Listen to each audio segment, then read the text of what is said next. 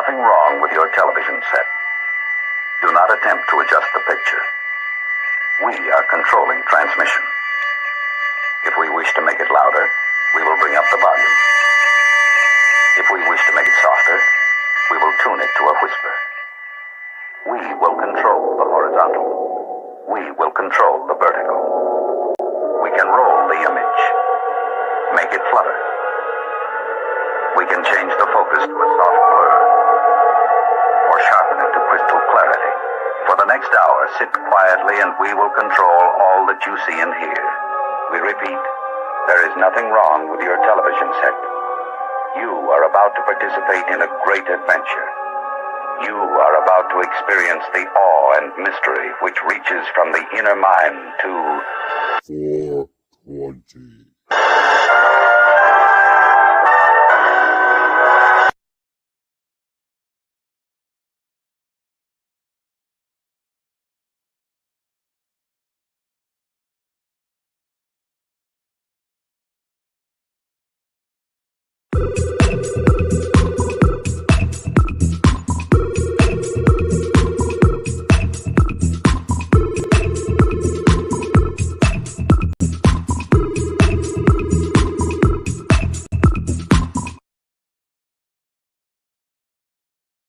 Rosta. Huh. Rosta. What's he doing? That's odd. Booster. I'm sure I can fix it. I think.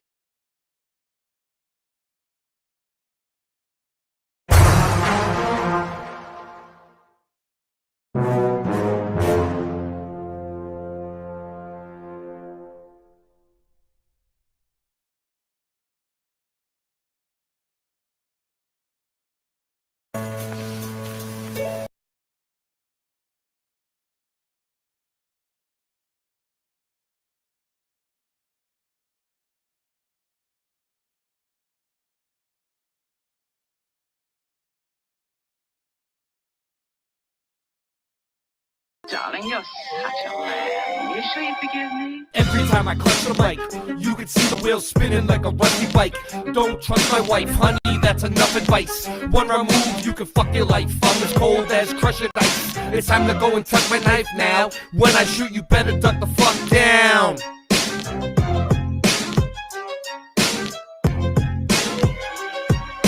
Motherfuckers think it's as easy as Go Gadget live stream. That's why the streams are trash and they do not surprise me.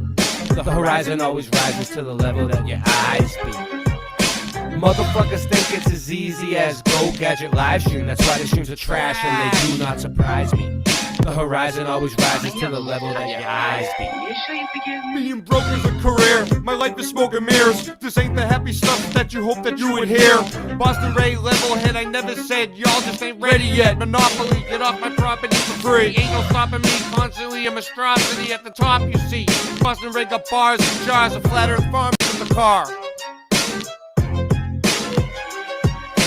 Motherfuckers think it's as easy as Go Gadget live stream. That's why the streams are trash and they do not surprise me. The horizon always rises to the level that your eyes be. Motherfuckers think it's as easy as Go Gadget live stream. That's why the streams are trash and they do not surprise me. The horizon always rises to the level that your eyes be. Yo, everything nice when I sing this song. Don't get me wrong, cause I hit my bong like Tommy when it's 420. You got to understand, coming with it plenty. And it's a dose of reality straight from your brain. We're gonna let them know it's all the same. Cause Mandela affected on the mic I selected. Yo, you don't understand until you get with this. Not a flow, everything nice like what you wanna do. Karen B on the Monday Truth Talk. Got the coffee time spitting with your rhyme. I don't need coffee to be full of this. So real, I got love in my heart. So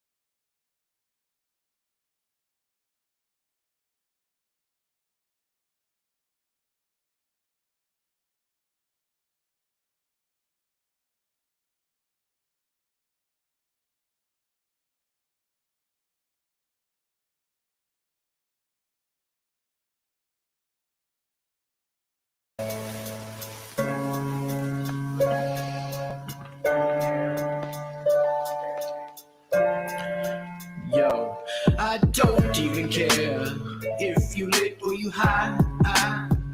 Airplanes are literally littering in the sky while you're twittering the little kids in the video live. We spending these ends with the pyramid. I'm fucking serious. This is no time to question me, period. Now I'm furious, about to redo this chick's interior. If I appear to her as inferior, then she's delirious and not a period. Just throw them hands in the air and wave them shit high. If you're on my team, if you're on my team, then scream. Just scream real loud, throw your hands up in the air. If you're on my team. I used to see anticipation dripping from your freaking face, written in 15 different languages. It was amazing, kid. Nowadays the shit looks like it's missing its radiance. It's all been erased and stripped from our relationship. Your face is sick, like I just made you lick a contagion, growing impatient. Your days eclipsed by an alien. The way your skin smelled way back then, I'm inhaling, now I'm flailing like the assailant that you impaled in.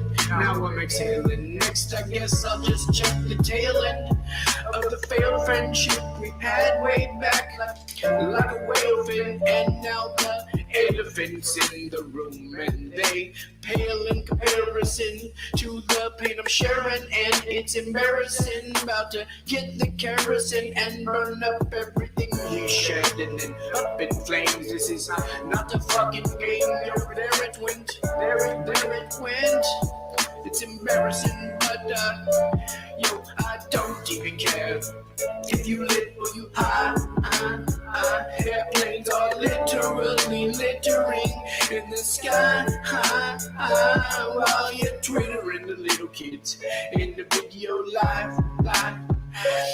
We spinning these ends with the pyramid. I'm fucking serious. This is no time to question me, period. Now I'm furious, about to redo this chick's interior. If I appear to her as inferior, then she's delirious and not a period.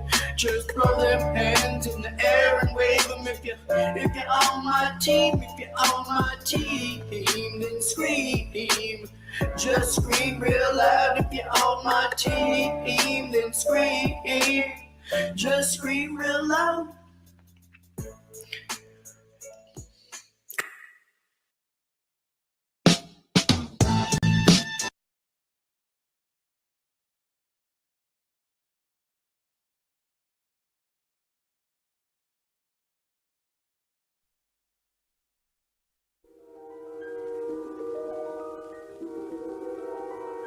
There is a fifth dimension, beyond that which is known to man. It is a dimension as vast as space and as timeless as infinity. It is the middle ground between light and shadow, between science and superstition, and it lies between the pit of man's fears and the summit of his knowledge. This is the dimension of imagination. It is an area which we call the mud zone.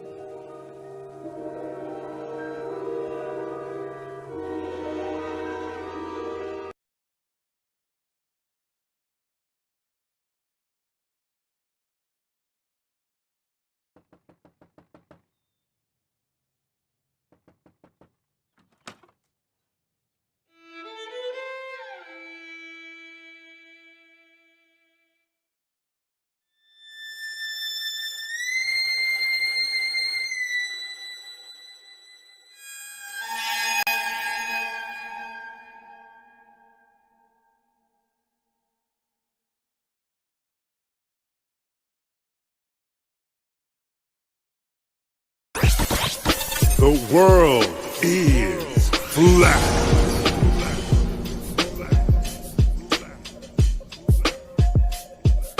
I'm here to ring the alarm around with my puppet like charm, straight from the barn. I'm talking about flat earth farms, cause most don't know. They think we live on a globe, a ball that floats. So listen and take notes, and take it to a higher plane. Immerse yourself in all it contains, in all its glory and flair. Flat earth farms can take you there.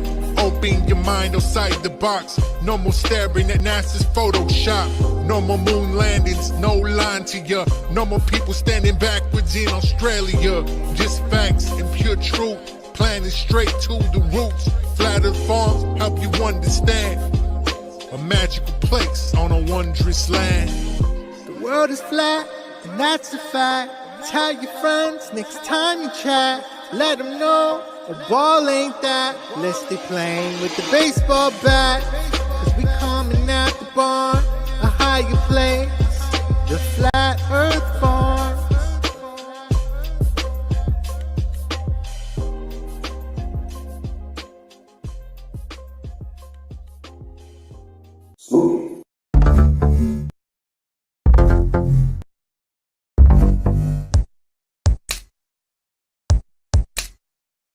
Wanna get high?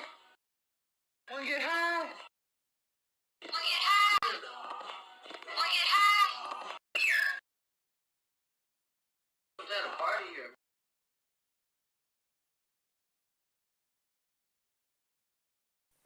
Ho, ho, ho.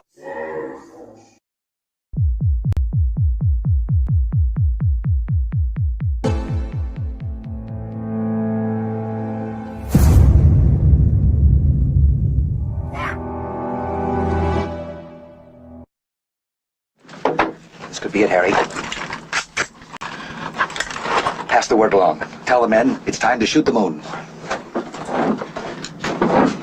Shoot the moon! No, idiot. Not out there on the microphone. On the microphone.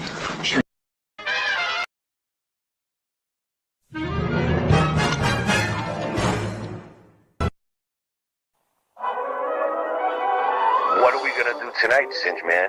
The same thing we do every night, Boston Ray. Try to take over the world.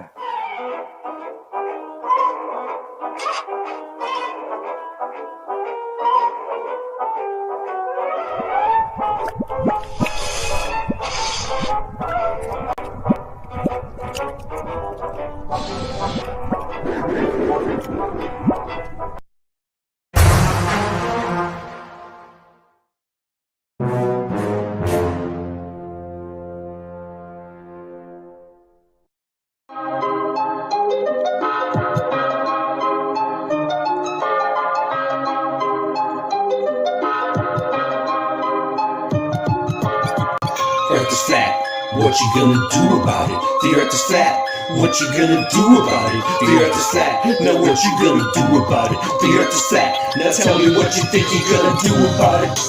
Tell me what you think you're gonna do about it. Tell me what you think you're gonna do about it. Tell me what you think you're gonna do about it. Earth is flat, what you gonna do about it? I thought you knew about it. Would you rather do without it? The earth's a center, the sun and moon moves around it like a clock. Can you hit a moving target with a rocket? I'm not hard to get along with, just take a bong hit. Do you serve up any content? The stars are constant. You want a consolation for it? It makes me vomit. We never do get hit by comments. I know you want it, just leave another useful comment. NASA lost it. The earth is flat, what you gonna do about it? Earth is flat, what you gonna do about it? The earth is flat, what you do about it? The earth is flat, what you gonna do about it? The earth is flat, what you gonna do about it? The earth is flat, what you gonna do about it? The earth is flat, now tell me what you think you're gonna do about it. Tell me what you think you're gonna do about it. Tell me what you think you're gonna do about it. Tell me what you think you're gonna do about it. You know it's flat. And there is a bunch of us. The blowies munching on a bunch of snuffleupagus. You think it's cute? Then why not cuddle up with us? We know it's flat. Why you making such a fuss? My supper was the fucking best. That's just because the earth is flat. It hit me like an uppercut to the nuts. The earth is flat and there's nothing you can do. The earth is flat, and there's nothing you can do. There's a Russian with the crew, don't forget to brush after your food. Asteroids, and asteroids too. The earth is flat, and there's nothing you can do. The earth is flat, there's nothing you can do about it. The earth is flat, there's nothing you can do about it. The earth is flat, and there's nothing you can do about it. The earth is flat, there's nothing you can do about it. The earth is flat, there's nothing you can do about it. What you gonna do about it? The earth is flat. What you gonna do about it? The earth is flat. It's fucking flat. The earth is fucking flat. The earth is fucking flat. The earth is fucking flat.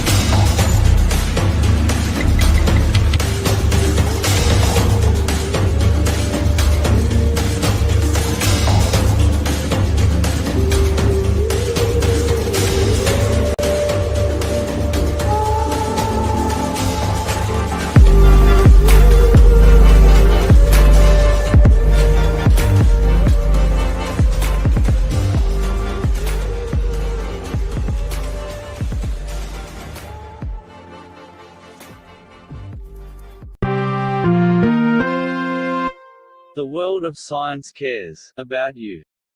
Eureka! We found it. With the tools of science, we have invented, yes, hand sanitizer. But not just any hand sanitizer. This hand sanitizer was developed and approved by the Dark One himself. Here are a few of the things our product can bring you.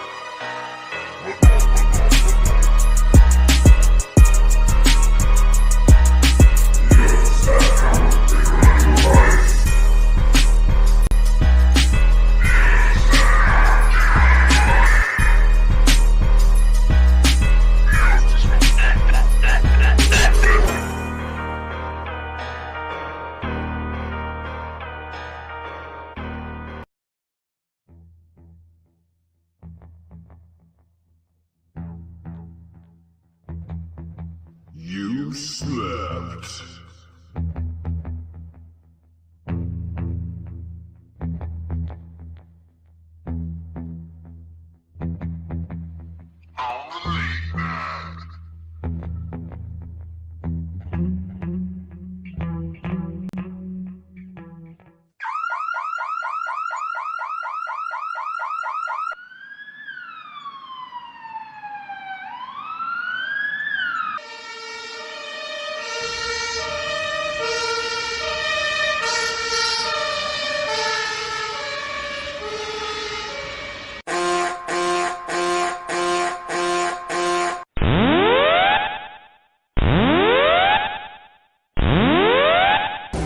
Warning, the self-destruct system has been activated. Option to override self-destruct expires in 10 minutes.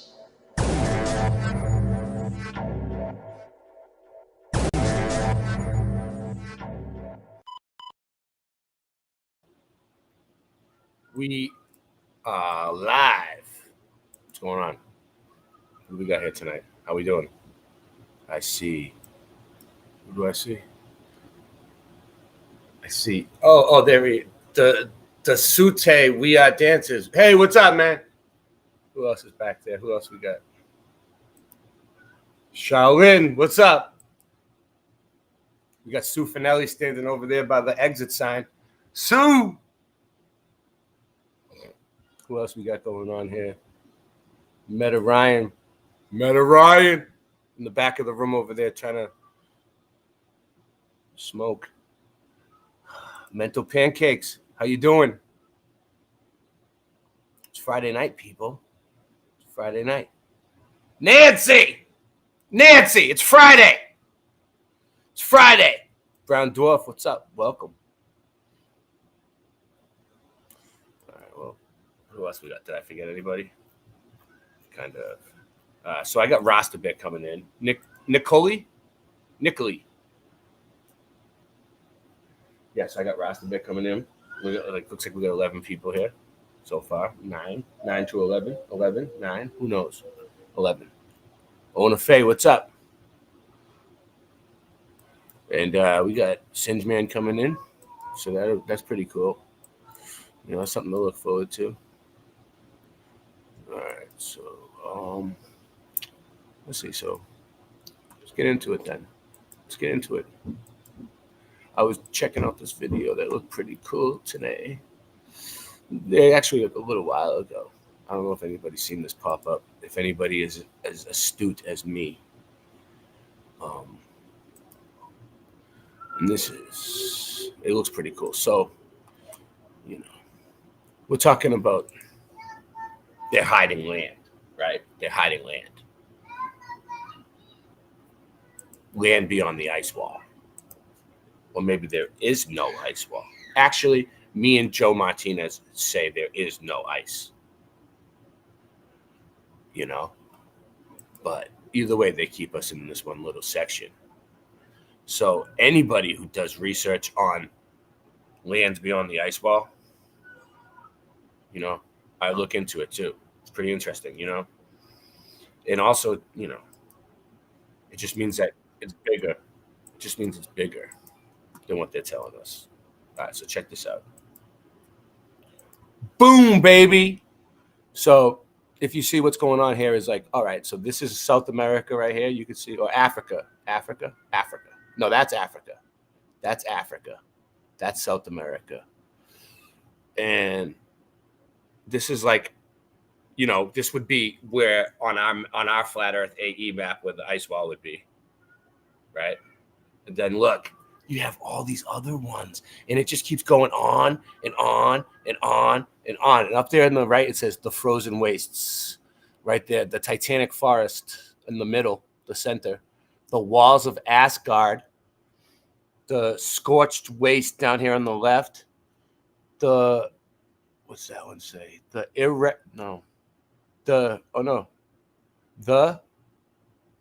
irradiated wastes. That's on the left right there.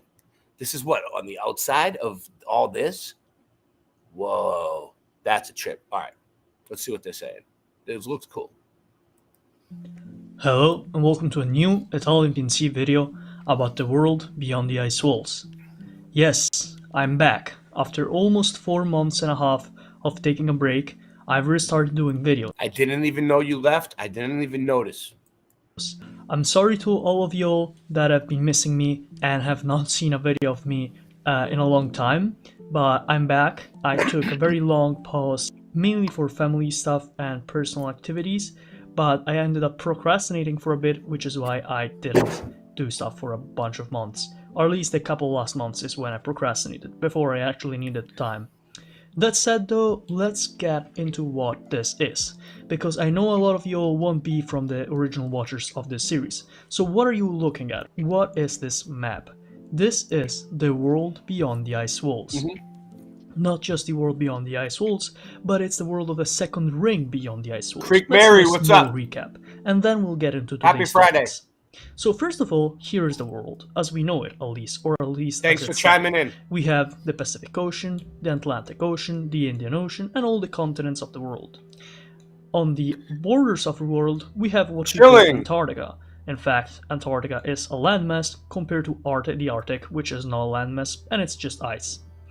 Antarctica is considered like the southern pole, but as in this projection, we can see that is the ice walls that surround the entire world. In the map of Beyond the Ice Walls, the question of what is there beyond the ice walls is answered, as you can see that there are passages that bring to beyond these ice walls and manage to let you into the circles that surround the known world, exploring multiple continents as we have seen in the later videos.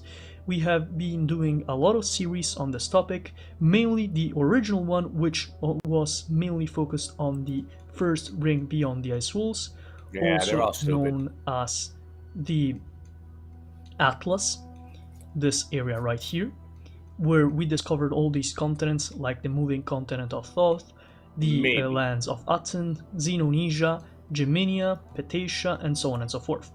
Then we started talking about this second ring. In fact, the world doesn't just stop there, there's even a second ring that divides the first ring from the second ring.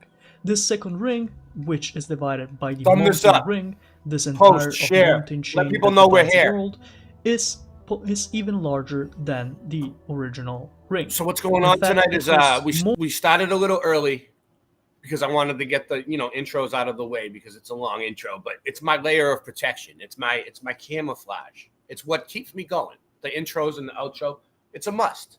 You wonder why my streams stay up? Well, maybe there's a method to my madness. But so we're waiting for Zulu 1 stream is going to end. Zulu 1's on. Shout out to Zulu 1 and everybody over there. We also have other streams on tonight. So people should be in and out, but Rasta Bear's coming on, and Singe Man's gonna get his ass in here eventually too, I bet. And John Keely's coming in, definitely. John Keely, Nancy, send John Keely the facsimile. Mr. Super Sidewinder might even join in. More continents, more landmasses, and is actually finite in space, as we can see by these entire wastes that surround the world. Well, we have looked about a lot of these places, and we have started learning about them in kind of a clockwise manner. We have discovered Polybius, Weldrum, then we have discovered these continents right here, Awas, Azania, New Cahokia, Minerva. We talked about Sia, we talked about Abraxas, I think in the last video actually, or something like that. Jotunheimer. Look, these are other lands. Look, the Dreamlands, Akaringa, Amazonia. Come on. Paved Wall, Alcaringa, Robinsonia, Asgard, the first video, Hyperborea, Valhalla, Hyperborea. And today we will be continuing our journey. So now let's stop thinking about the interruption that happened and let's continue our mission on discovering these unknown lands. So for today I will be concentrating on this northern part. We will be discovering the continents and zones in this area. We will not be talking about the Sky Caverns, as I don't have much lore about them yet. Sky I've Caverns. yet to research them deeply, and although I mentioned some things I know about them, I'm not confident with my He has to research the Sky Caverns deeply, the labyrinth of the glidlings. Dude, where the fuck do you research that? That's what I want to know. Where the fuck do you find that information? Informations apart from that. So let's get right into On it. this channel, First of all, that's where. we'll be doing something very, very near. They didn't teach you about it in school. We'll be talking about That's for sure. Sequoia. So, geographically wise, where is Sequoia? Sequoia is not only in the second ring, but it's actually in the top half of the second ring. It's basically one of the northernmost areas in the entirety of this entire map. So, what is it? Well, it's actually quite interesting. What the fuck is it? First of all, if we zoom in the actual continent, we can see that it is made in these like little dot patterns. That is not a random thing. In fact, that is supposed to represent the forests that are parts of Sequoia. Remind yourselves that Sequoia might look small on this map, but when compared to the continents that we know of, it could be compared to almost an entire continent on the area inside of the ice. It's fucking huge. So what exactly is Sequoia? Well, hey, you know Sequoia what? is a region in the second ring. People are probably like, Sequoia, what the fuck is this guy talking about? You know what I mean? But like, it's the same thing as them saying they went, like, people can go to Mars or the moon. You know what I mean? Same fucking shit. Yeah, we went to the moon. Zoom in on the flag. Zoom in on the flag. We planted a flag on the moon. All right. Take your fucking Hubble telescope and zoom in on that fucking flag and show me now. Beyond the ice walls. Also called Akupara. In fact, the entirety of the second ring is also called Akupara. So this entire area right here. Rich melanin skin deserves new Shea Moisture anti. Oh, fuck, they're making me watch this one too. Nice. They got me good. You got me good tonight. Oh man. Embarrassing, yeah, like that commercial. These people are nuts. All right, let's do this. Sponsored by? It is a region highly devoid of intelligent sapient life, where nature has remained intact in its original form. Because of this reason, the fauna of the place is completely different from the one of the continents inside the ice walls. 100% sativa all the way, dude. Like, you know, but you know, it just depends on your personality. That's what it shows, like whether you like indica or sativa or whatnot, because and such. Because like it's like, okay, there's some people who like indica, right? Because they like to be down. Well, naturally they must be feeling up all the time and hyper and they need that. They need to be like put down because they have way too much energy. You know, like they might want to just numb themselves out to life. They might be like depressed or, you know, whatnot because they're smoking an indica and they want to be like medicated because that's what it does. It's good. Or they might be in a lot of pain. They might be in a lot of pain or inflammation or they need it medically. Sativa, on the other hand, wakes you up, makes you feel like $1,000,000. It makes you feel like you have a lot of energy, right? So those people are probably feeling down and sad all the time, and they want to make themselves come up. So it's like the opposite, you know. I don't know, but I like the sativas lately.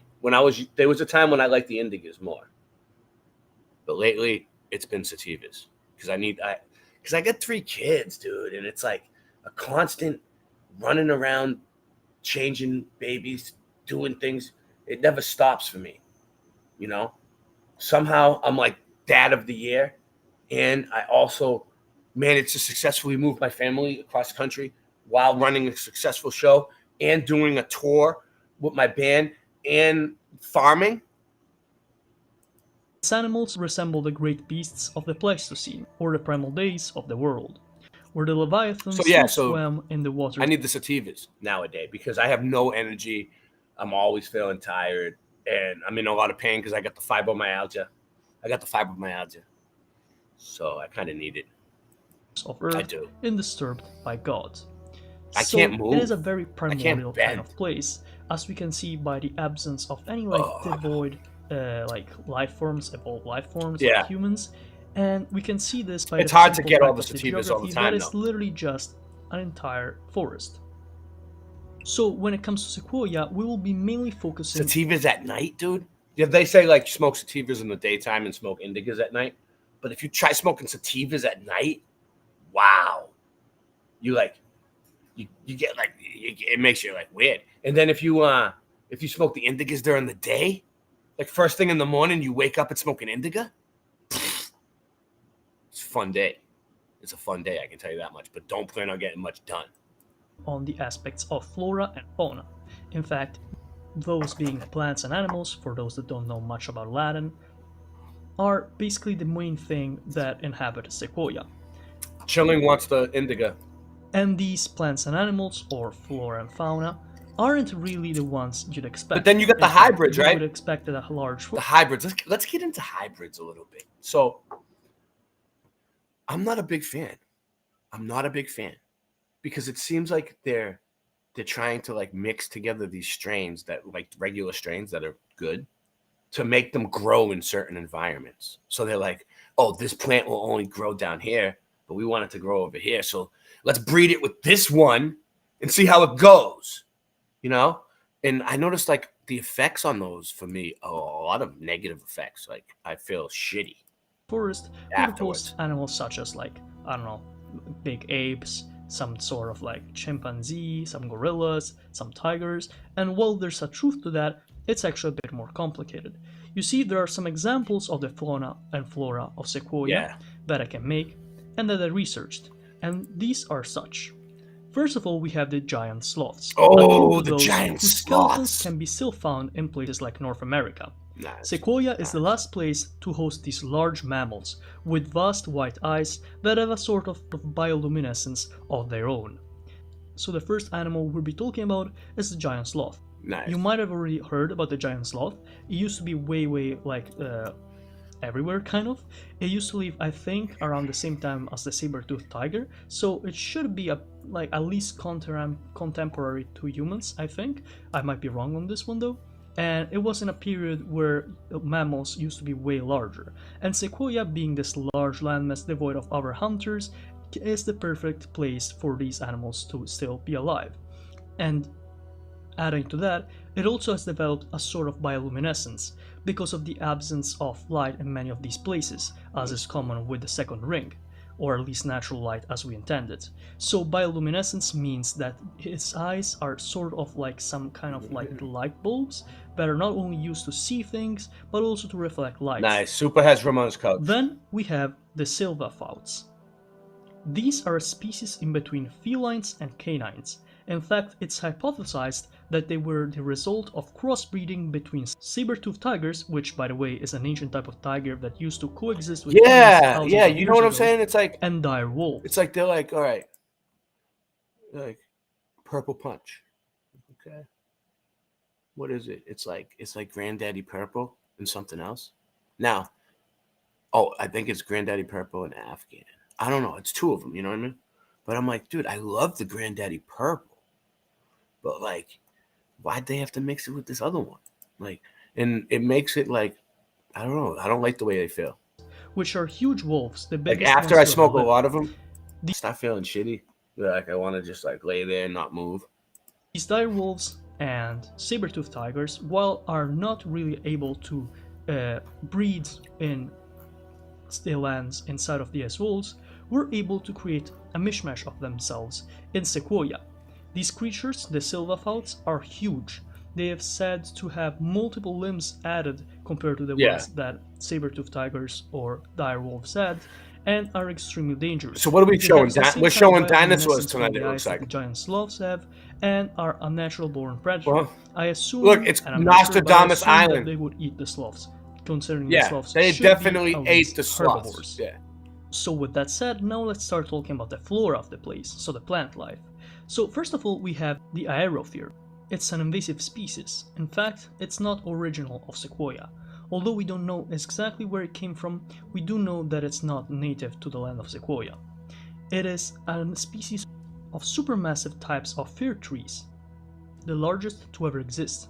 In fact, they can be the size of small hills. So imagine a tree you This can is see in and it's a Sequoia? small hill. The forest That's how of big trees are. giants. And you would say, well, sequoias are How about does that this guy large. know about But this? the That's fir what I'm about to trees check of that out. sequoia are larger than the Where's he getting actual his sequoias information from? You inside know what I the mean? Is he ice just walls. making this Hence the up? name sequoia, to mean even bigger than the ones inside the ice walls. Let me check them. Also, the forest of giants is not meant to be understood as the forest of You don't get to do human-like that. You don't giants, get to just instead make giants things up. referring to these kind of species that are huge.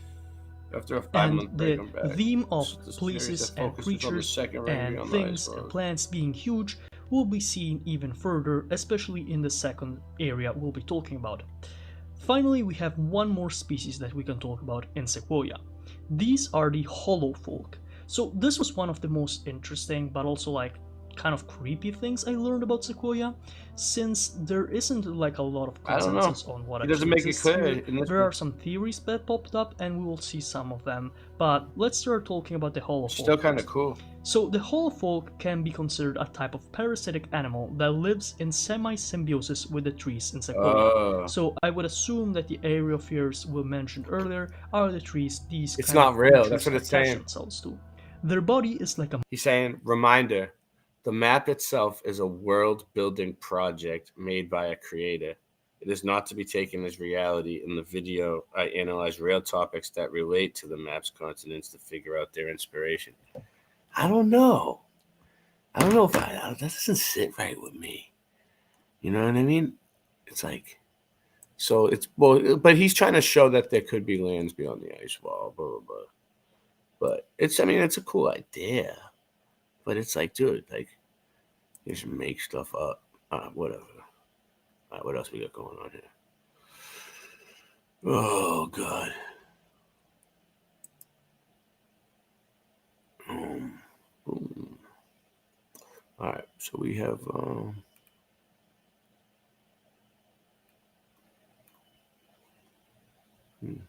right, what was that? Yeah, this looked cool.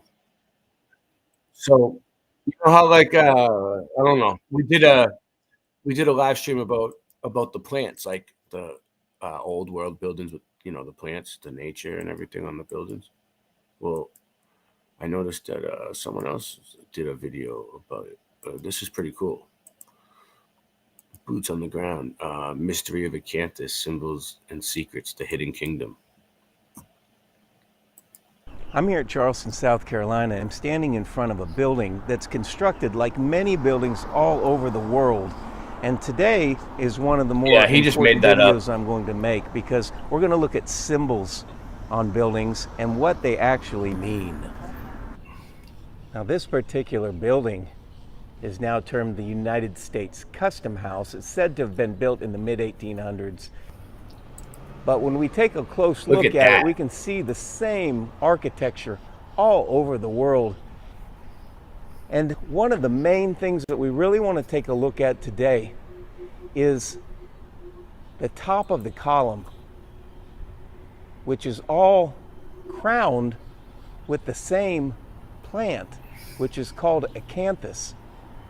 And when we take a close look at this, we see that this plant is all over buildings, all over the world, and not only buildings. Yo, you coming in? But furniture, wallpaper, jewelry, how long? goods, especially from the old world. This column at the top has these leaves coming out of it that are said to be what's called acanthus. We notice that not only is it on the top of the column, but it is underneath the overhang, the leaves with the flowers from the plant in the middle. That's true. And it continues on. And we're told that these columns are called Corinthian columns. And when there's a scroll on the top, it's called Ionic. And when there's nothing on the top, it's called Doric. And it's said that these columns are tradition from ancient times, Roman and Greece era. But are they really? Is that how they originated? Or is there some other reason why all the architecture around the world uses this exact same leaf? Yep. He's on to something. It's time to take a look at that. Look at it. He noticed it too. I noticed it. Right now. And this is a building that looks almost identical to the building we started with. But yet this is a Methodist church now. And the other building was a government building. I had Mud. Why is that? On here. It said this I had Alan on here before. Alan can come on whenever he wants. Was built. Alan is always welcome. 1848 to 1850. You can be the judge of that. But every symbol on this building is identical to the symbols on the other one, with the acanthus prominently on display. And you'll see as we approach these huge wood doors that the carvings on them are the same. The same flower from that plant, the same leaves around the edge. Even on the doorknob itself are the same leaves. Obviously, this is a symbol held in high esteem and high regard to have it on everything on the building. Yeah. And why is that? When it's used all over the world, but yet it's said that it came from a really frivolous thing. The reason given for why acanthus is used as a symbol worldwide in architecture and otherwise is actually from a legend called Vitruvius and the Legend of Cal. This is some good research because I was digging for this stuff, something like this, and I couldn't find it. I couldn't find it nowhere, and I was looking for days, but I didn't go to the library. He probably just went to the library. Called the Legend of Callimachus. Oh no, look, he's on the computer. Which was related by the supposed writer Vitruvius, who was said to have lived from 75 to 15 BC. And I'm just going to relate it briefly here. You can read about it. But legend has it that Callimachus, a Greek architect and sculptor working in the second half of the 5th century BC, was so moved by the sight of a bunch of acanthus leaves crowning the grave of a young girl, it inspired him to reproduce them as the decoration for the capital of a column. The sight inspired the passing Callimachus to create the now famous capital for the pillars at Corinth. And that is what is given as the origin for the Corinthian column and the acanthus used all over the world. And in fact, this article says Corinthian capitals now grace buildings all around the world. It's all because of an unnamed little girl who died 20 years ago. Now, you can be the judge if this story holds any validity whatsoever as to why the acanthus is used as a symbol all over the world. Meanwhile, look at another that holds all the promise.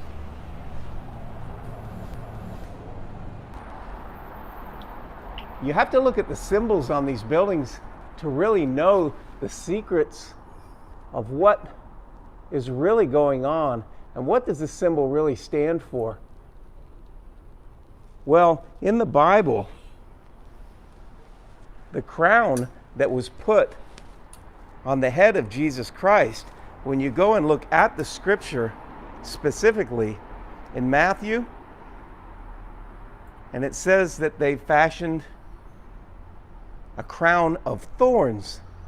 And when you look at the word thorns and you translate back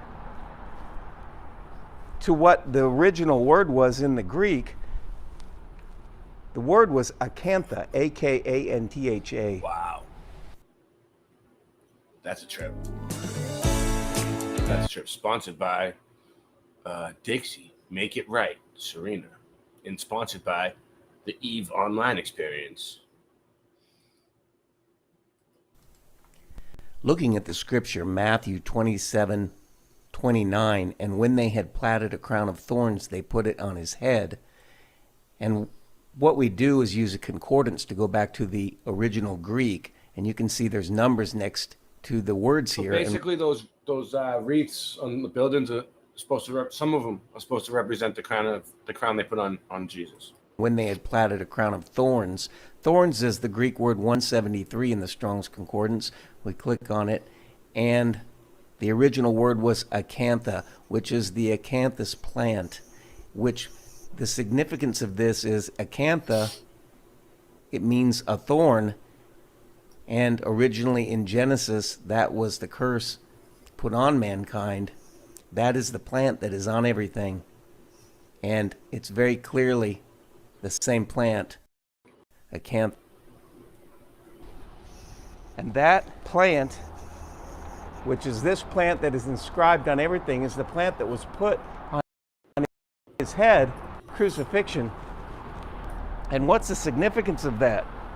Well, the original curse that was put on man in the Garden of Eden when Adam sinned was that the land would be cursed and that it would yield thorns and thistles. In Genesis 3 is given the very first punishment or sentence for disobedience to God by Adam in the garden. In Genesis 3:17 we read, "And unto Adam he said, Because thou hast hearkened unto the voice of thy wife, and hast eaten of the tree of which I commanded thee, saying, Thou shalt not eat of it. Cursed is the ground for thy sake." All right, we'll come back to this. Yes. So, yes. So our stream, it might be kind of short because I'm at the park with my kids. And it's all right. Is it still daytime? I got my dog Pachita here. Yeah. And we're doing our thing. You know, this is where some of my kids went to school, Grout Elementary. My son Oliver went to school here, and then his sister went to preschool here. Right here at Kenilworth Park. And yeah, from that point on, here in Portland, Oregon, the place where I'm from, my dog Poochie, she's a beast. It's a good name, Poochie. Hey, Icer. Well, look at that staircase. Oh, so what you doing? You going out with the kids? All right, you want to just? I mean, whenever you're done, you just come in. Like if you do get back in time. If not, whatever. Oh no, I'm good. I'm good to talk right now. What? All right. Well, we're then just hanging at the park.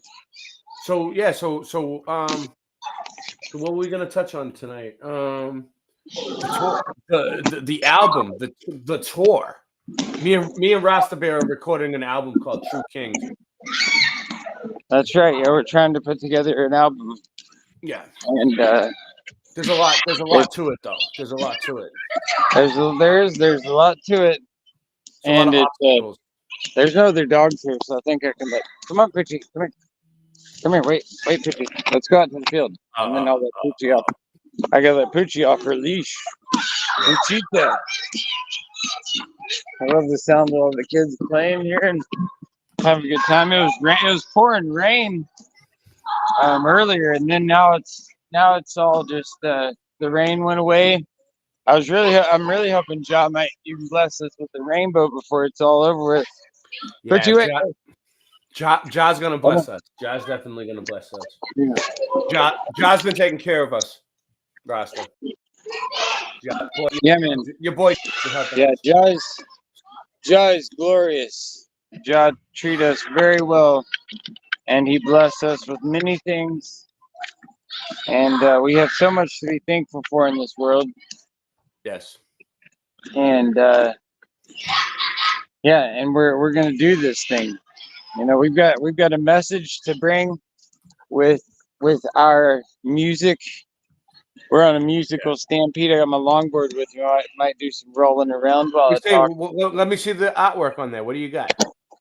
All right, let's see what we got here on the longboard. It's really cool. Really nice. Cool here. It's got a sun. Oh wow, that's pretty cool. And the meditating guy. So it can go full screen. Creation. Nah. And this is Newborn Tribe, where Rasta man started with me, man Usman, he had the Rasta Community Center here in Portland, Oregon, back in the day. And shit, I need to see if I have a poop bag because Poochie made a poopy and I have to go pick it up. I'm juggling so many things though. That's one thing that's made me into the ninja that I am, is that I have 3 children. I have multiple different jobs going on. I have a whole slew of things that are ready to pop off. And it's like, right now we're just like in this spot where it's like we need support and upliftment. Yeah, we do need support. We definitely need support. We've been low in the support department. So I got PayPal, I got Cash App, I got Venmo, I have Buy Me a Coffee. We have a t-shirt shop. Rasta has Cash App too. So we're trying to raise money to get this album recorded. We want to get a tour going. It's gonna cost money all along the way. But so far, we got one song out. It's pretty good. And I've got the whole story straight 8 Mile from. I live in a trailer park. Ray lives in a trailer park. It's just like Eminem's story, except we're the light warriors, and he represents darkness. But we can come back with hip hop flow. I had a bunny rabbit, just like Eminem. Rabbit. You know, I got my chainsaw and my dog Puchita in the trailer park up in Forks, Washington, the home of Twilight. So like my story is totally just like it's gonna fit into the comic book spectrum, you know, the pop culture spectrum. It's gonna touch on reggae music, and you know, same with like the Grateful Dead and Fish, everything. You know, it's all gonna come together. And I've got the whole vision for the album. Like this album, I'm gonna be the one producing the album. I mean, yeah, man, yeah, Ray, you're an excellent producer. Thank you. And I'm so thankful for the production that you're doing. Yeah. So look, Poochie's got a big ball there, and she's just nice. So what's he supposed to say? China, what? You got the big ball. Look at that. 15 foot of rain. Not. This school's so cool here. Look at this. We love this. Yeah, that's what they're saying. It's the crown of thorns. That's what they were saying. Yeah. Good artwork. Drop it, Poochie. Hey, no. Hey, no. So we were watching this a second ago. In sorrow shalt thou eat of it all the days of thy life. You know, like the plants on the architecture, Rasta? Yep. So what I'm gonna do? I'm gonna do, because I'm at the park and I want to play with my kids and stuff. I just really wanted to pop on for a minute and and say, you know, like it's you know, we're working on this thing. You know, there's a lot of things that are involved in making an album and putting it together and laying out music. And when you get hit by that musical bug, like there's a gazillion things that you can do with it. But it's like you know, I could first of all, I could use a better microphone, because like my shit, you know, and I need one with a spit card. You know, there's so much shit that and it's like I could really use. I need a better studio to record. I could use support. I could use help right now more than you know. Like I need financial support, because I've got so many things going on that it's like here in a minute I'm gonna be a gazillionaire if I make it happen. But I need people to have faith in me and to push us, give us a little push the rest of the way.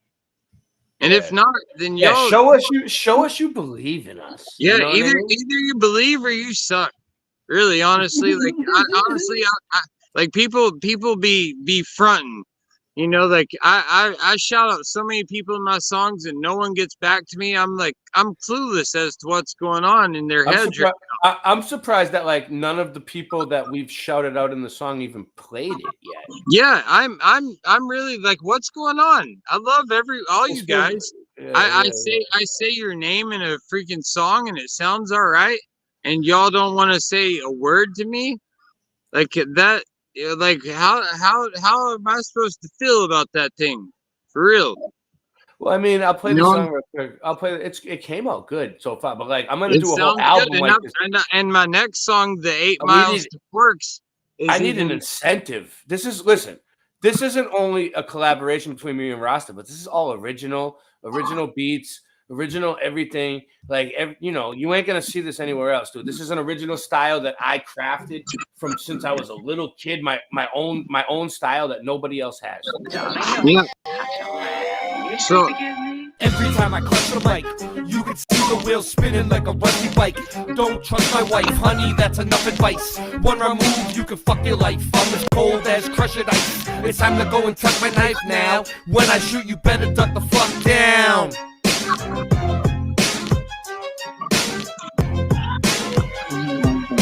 Motherfuckers think it's as easy as Go Gadget live stream. That's why the streams are trash and they do not surprise me.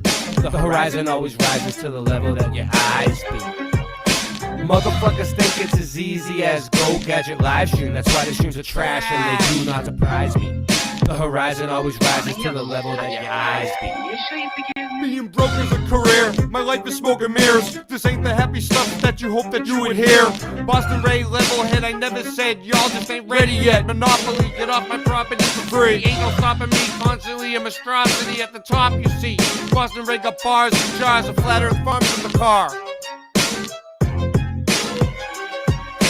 Motherfuckers think it's as easy as Go Gadget live stream. That's why the streams are trash and they do not surprise me. The horizon always rises to the level that your eyes be. Motherfuckers think it's as easy as Go Gadget live stream. That's why the streams are trash and they do not surprise me. The horizon always rises to the level that your eyes be. Yo, everything nice when I sing this song. Don't get me wrong, cause I hit my bong like Tommy when it's 420. You got to understand, coming with it plenty. And it's a dose of reality straight from your brain. We're gonna let them know it's all the same. Cause Mandela affected on the mic I selected. Yo, you don't understand until you get with this. The flow, everything nice, like what you wanna do. Karen B on the Monday Truth Talk. Got the coffee time spitting with your rhyme. I don't need coffee to be full of this. So real, I got love in my heart so I can feel, and I'm connected straight up to the source. And yeah, I love to have intercourse, cause it's so nice when I'm making that love. Just like on the microphone, flowing like a dove, flying in the sky, sending all the branch to the ceiling fan. And you know who I am, Ja.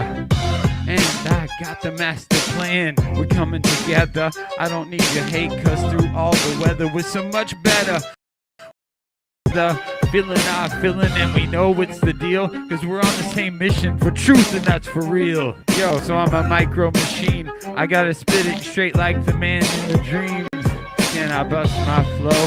I think I can, cause you see that is so true and feels so lovely when you're spitting your voice and it's happy and free. Truth time warriors, and that's what I be. The earth is flat, so what you gonna do about it? I'm gonna shout it every day, and you gotta know it's true. Chemtrails up in the sky, but they can't stop the weather. It's the 4th of July. Yo, here we go. Motherfuckers think it's as easy as Go Gadget live stream. That's why the streams are trash and they do not surprise me. The horizon always rises to the level that your eyes be. Motherfuckers think that it's easy as Go Gadget live stream. That's why the streams are trash and they do not surprise me. The horizon always rises to the level that your eyes be. Darling, you're such a lamb. You sure you forgive me? So what, Rasta, are you there? So check it out. So this is what we want to say. Taya, let me unmute him. So check it out, Rasta. You remember before, about 6 to 8, maybe a year ago, 6 months, 8 years, about a year ago, we had to do some house cleaning. Hold right? on. Wait, I gotta. I'll be right back. Hold on just a second. Just leave me hanging at the most inconvenient time. Thank you, Rasta. Thank you. All right, let's see who we got here. Meta Ryan. So what all right, so what we're trying to say is this. About 6 to 8, we had to do some house cleaning. We had to draw the line in the sand. We had fake people. This is the truth community. This is the truth community. We have to be honest with each other, right? And all right, so I gotta go. I'm gonna hang out at the park and play. All right. Well, I got this. But if I got not, this. That's all I got to say. God bless. God bless. We're on a mission from Ja. We're on a mission from Ja. Yo, so, we had to draw the line in the sand. We had to cut some people out of our lives because when you this is the truth community. And when you have people that aren't being real, you got to get rid of them. You got to. So what I'm trying to say is get behind this because we have the best sound right now. Okay. We're going to do more, right?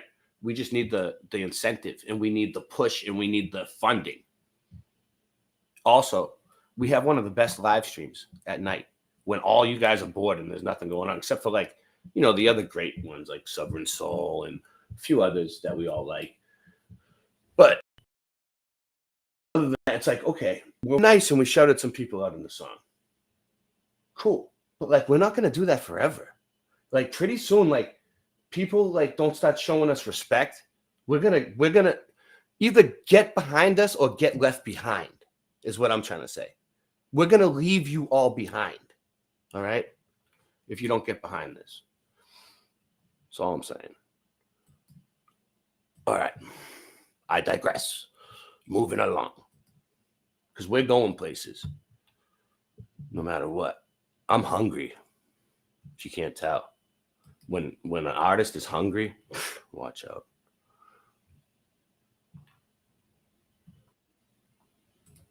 Who is it? John Keeley, what up?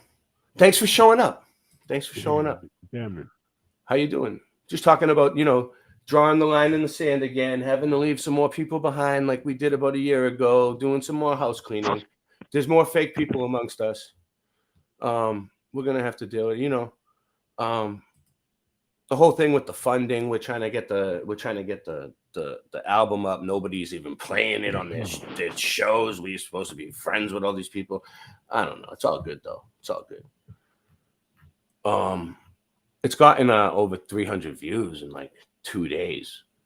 It's almost going to 400 views now. Once it gets to 400 or 500 views in a few days, it might go viral. It should have 1 million views by now. But I'm not going to stand for this again, like what people did to Levelhead. Not going to stand for it. Nobody's ripping my shit apart. Nobody's fucking ignoring. We're not going to be ignored. I'm not going to be nice about it. We're kicking the door in. We're not asking. We're not knocking. We're kicking the fucking door down. We're booting your door down and coming through. No warning. You'll see. Oh, all right. So, what do we got going on here? Yeah. Here we go. Watch it. So, how you doing tonight, John?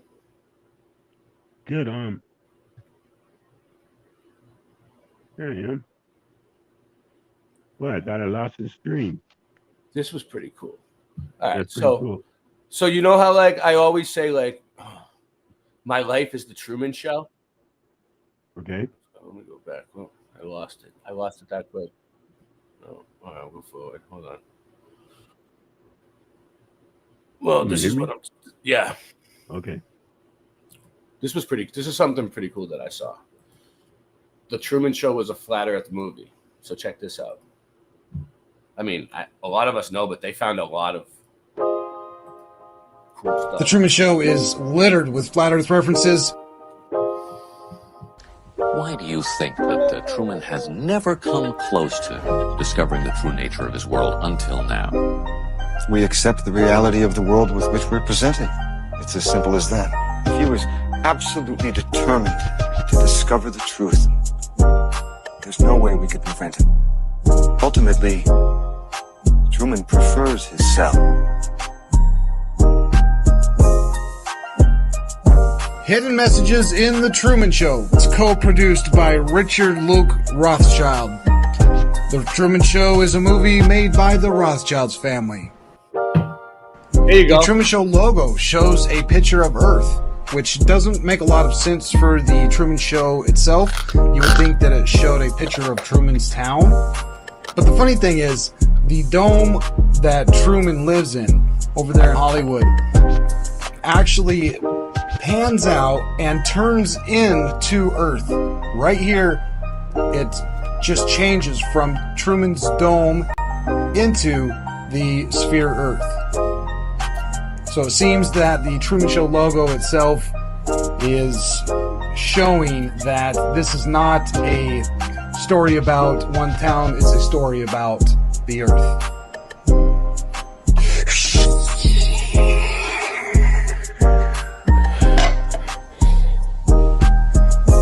Personally, I think the unconquered south face is the only one worth scaling. It's a 20,000-foot sheer wall of ice, but that's never stopped me before. The stars are fake or artificial, and there's actually a rip in the dome.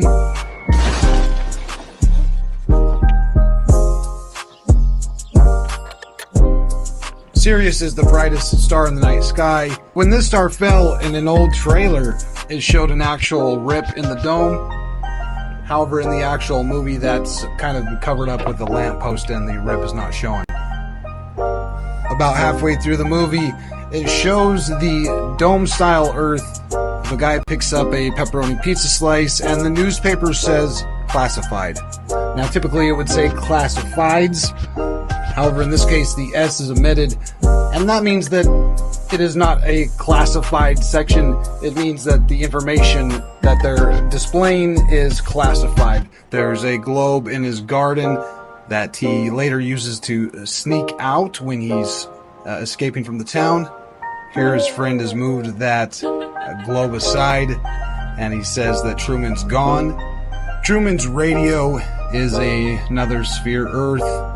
He does have vitamin D, which he needs to take because he's not getting any real sunlight. And as we've just seen, Truman's Earth is an actual flat Earth with a dome over it. Truman is leaving in a boat. It's called the Santa Maria. I'm putting the link out if anybody wants to come on. Open panel time. The Santa Maria here is indicative that he's going to a new world. The weather starts out fair, but quickly gets very bad, which is exactly what happens when you sail to Antarctica. They call it the Roaring 40s, the Furious 50s, and the Shrieking or Screaming 60s.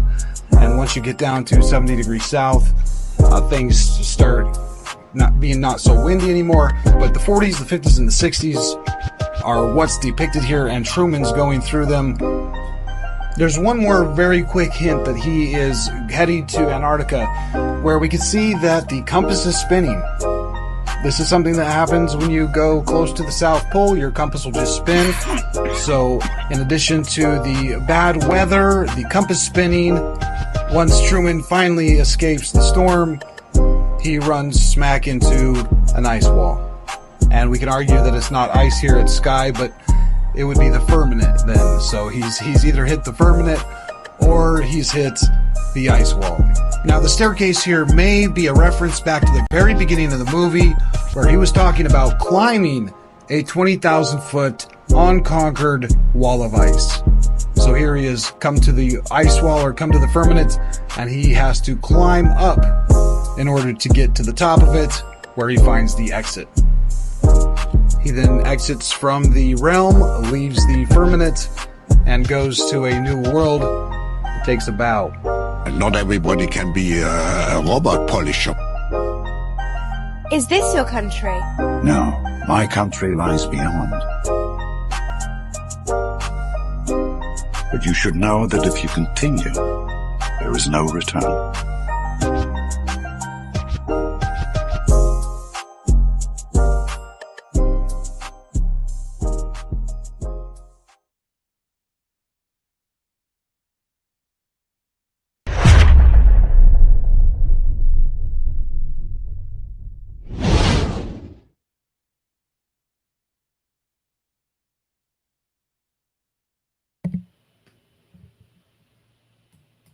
All right. That was pretty cool about.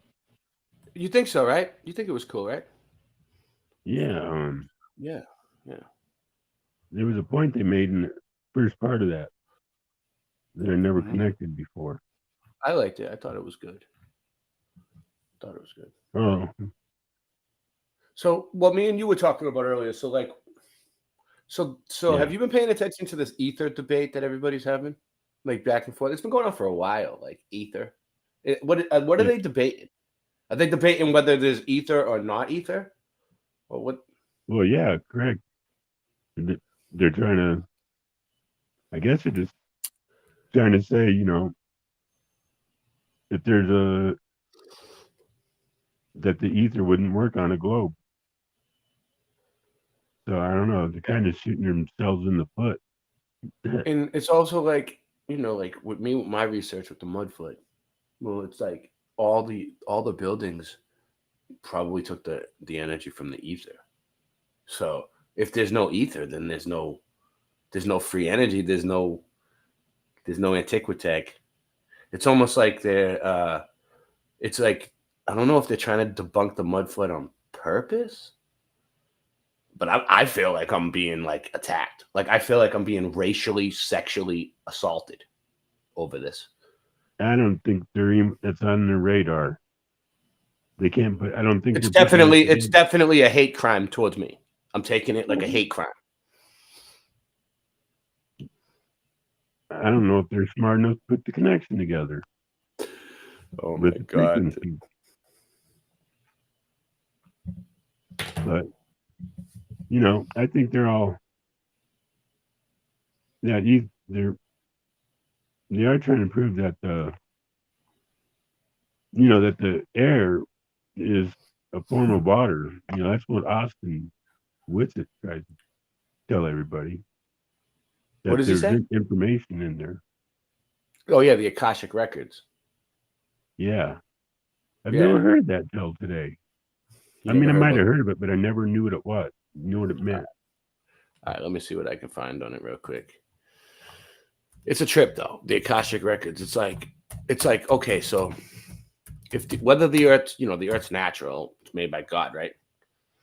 Right. But what if? All right, so they're basically saying like there's a way that the Earth has of keeping track of like every single thing, every change, every animal, every thing that ever happened in the Earth, whatever on the Earth, right?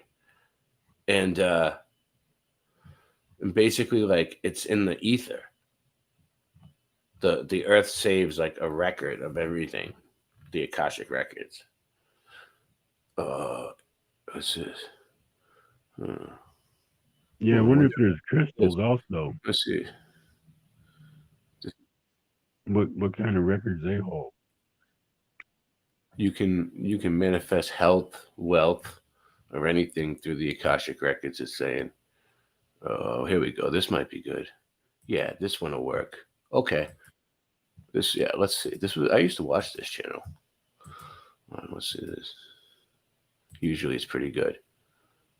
According to the late Edgar Cayce, the Akashic records can be seen as the universe's supercomputer, a central storage facility of all information. Collectively. So when they say the universe, I change it in my head to the realm, the flat realm. Like the universe to them is like our realm, like the whole, as far as the flat Earth goes, the plane, like that's the universe, dude. To them, you know what I mean? Yeah. So that's what it is. In your head, just trade The Akashic records are a field of energy that that holds the past. Some people just ain't there yet. They're just not ready to see that the Earth is flat, but it's okay. Present and future knowledge of all things, and it manifests Daniel Becker, at what's once. Within this all-encompassing field are individual energy fields for each being that are immensely vast in their own right.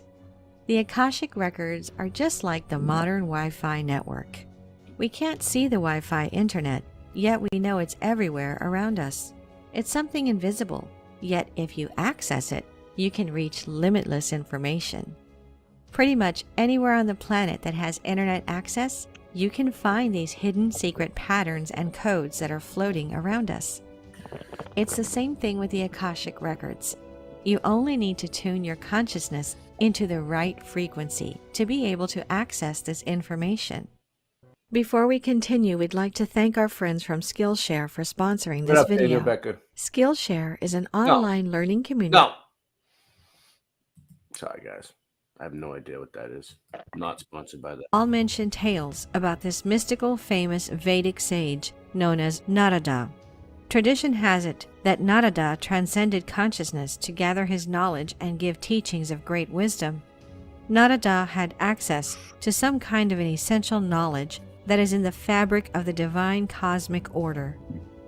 He has this mystical ability to tap into the universal knowledge directly from the Akasha. Akasha is actually a Sanskrit word which means ether in both the elemental and metaphysical sense. So Akasha means ether. So Internet. The ether, Yet right. we know it's everywhere Internet. around us. There you go. The Ethernet. The internet. Yep. There you go. It's That's something what I always invisible, do it by. yet if you access it, you can reach limitless information. Pretty much anywhere on the planet that has internet access, you can find these hidden secret patterns and codes Facebook, that Daniel are floating Becker, but around thanks for the us. information. It's the same thing with the someone's Akashic here. records. No video. You only Who's need to it? tune your consciousness Man. into the right frequency to be able to Hey. access this Oh. information. Before we continue with Brother God, Sin? Other fucking sponsors suck it. All right. universal records physically exist in the ever-pervasive realm known as the Akasha, Hey. which can Man. be accessed by How you doing, Singe Man? Hey, You warriors. better late than never. Hey, y'all warriors. How you been? Hey, y'all warriors. How y'all doing there, Birdie, I reckon? Yeah. Yeah, fair to middling. We're doing. I made it. I've been having all kinds of life problems, you know. What you guys got going? Go. enlightened Was individuals. the air too fresh up there for But you, what is Sin, interesting man? is that references to the Akashic records can Look be at found that. thousands of breathing years a lot of air, earlier that's about in it. the ancient Hindu scriptures. That building was crazy. The Look at Mahabharata, that. Oh, I can tell you a lot about that building. Hit pause. but All what right, hold on. the Purana Trying to I've get been it. watching wisdom about that from building. the You seen it? It's like a for- puzzle piece No, together. you've seen the building From the top. You would, if you were to like take it I apart can't without get- destroying I it. can't get it back you would now. It's fucking basically, me you would have to take it from apart from the top. And around. They there's show the some, coolest building, and I can't find it now. and some of the like not the day statues, but you know understandings the, of what the qualifies carvings that are as like, it's like a proof. statue, but it's Anything like that in the cannot building. be perceived by our physical senses, or I something don't know. that Sin, is that's a lot. So for someone most with a impossible telescope, to perceive. okay? It's hard to That's validate thousands its of years existence. before the telescope was The truth supposedly is, invented. there really is no way to prove So in the people with material way iPads that we currently define proof, the existence of the on these Akashic buildings. records, because it cannot be seen, touched, heard, or otherwise measured. Like Nikola Tesla said, the day science begins to study non-physical phenomena, it will make more progress in 1 decade than in all the previous centuries of its existence.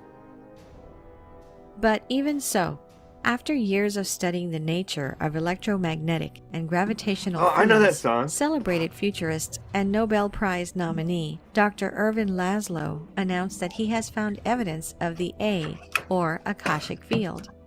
Dr. Laszlo took work from the discovery of the quantum zero-point energy, which is a radiation field that exists all around us that we can't perceive, but we can detect it indirectly. The existence of the quantum zero-point energy is very solid theoretically, and it was first discovered by Albert Einstein. So we know that the zero-point energy exists, and it carries a lot of information about the universe in it.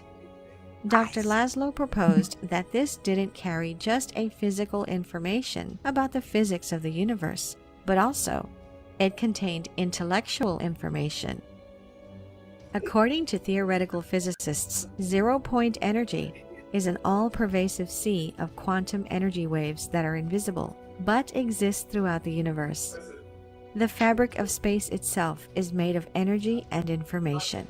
And the way this information propagates through the universe is through waves. We call these quantum waves. And so, the Akashic field is made of quantum waves that are common to all intelligent life. This means that all human brains, Extraterrestrial brains and any sort of otherworldly beings also have the ability to tap into these quantum waves, receiving I didn't information. write any of my stories. This idea of an intelligent informational field that we can access with our consciousness is not pseudoscience. It's not superstition. It is a basic fact that our scientists confirm is actually true. Nearly 2 decades prior to Laszlo's discovery, Nobel Prize-winning physicist Richard Feynman published his groundbreaking work in quantum physics, The Strange Theory of Light and Matter. In it, he explored the idea that electrons in our brains can be activated and informed by quantum waves, affecting our thoughts and subconscious. Richard Feynman talked about the quantum entanglement theory and the idea that you could have subatomic particles at any distance whatsoever and they could affect each other, where information can be sent instantaneously. The human brain is full of electrical activity that creates radiation that a very sensitive radio receiver could pick up, and other minds, other places would also be able to send such waves. Feynman found from the idea of a quantum field of information that even an electron moving in our brains could be receiving radio signals from the past, but to compensate, it must also receive waves from the future. This means that every electron in our brain is actually a receiver. After all, Nikola Tesla was right when he said, "My brain is only a receiver." In the universe, there is a core from which we obtain knowledge. I don't even know if this guy Nikola Tesla was real. Like, they never taught us about him in school. We were only taught about Edison.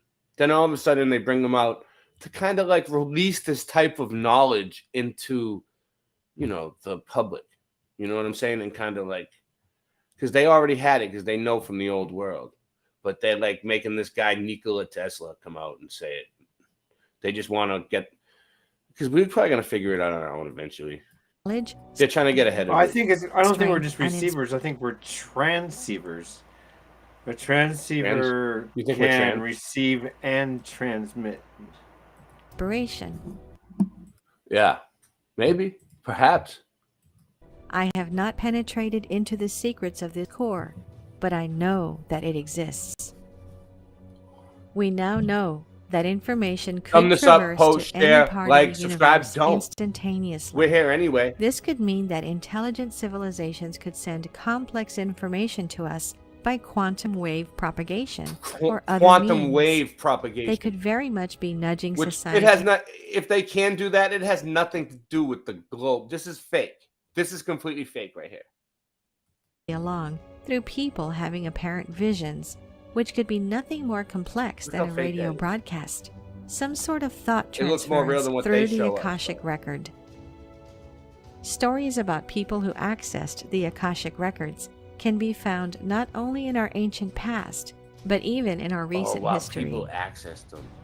In 1923, the 12-year-old Bulgarian peasant girl called Vangelia was playing in a field when a tornado carried her off into the air. Later she was found by her parents, barely alive. She was very frightened, and strangely, her eyes were covered with sand and dust, and she was unable to open them because of the pain. Christian Knapp can rap. He can. He says, I want to see 3 of you guys freestyle, including you, Christian Knapp, Scott, playing on the drums. Yeah, Scott could play on the drums. Christian Knapp could freestyle. He can. I heard him. After 3 unsuccessful operations, she remained completely blind. I'd like to see Christian Knapp do anything with music at all. I miss him. What's going on? It's been a while. Slowly, Vangelia developed a striking ability to predict the future and began making accurate revelations for the local population. Nancy, send Christian the memo! Blind prophet, who adopted the name Baba Vanga, which means seriously though, I talked to him like yesterday or the day before. He's doing great. He's doing great. Mother Vanga in Bulgarian had given thousands of accurate predictions and gained a reputation as the Nostradamus of the Balkans.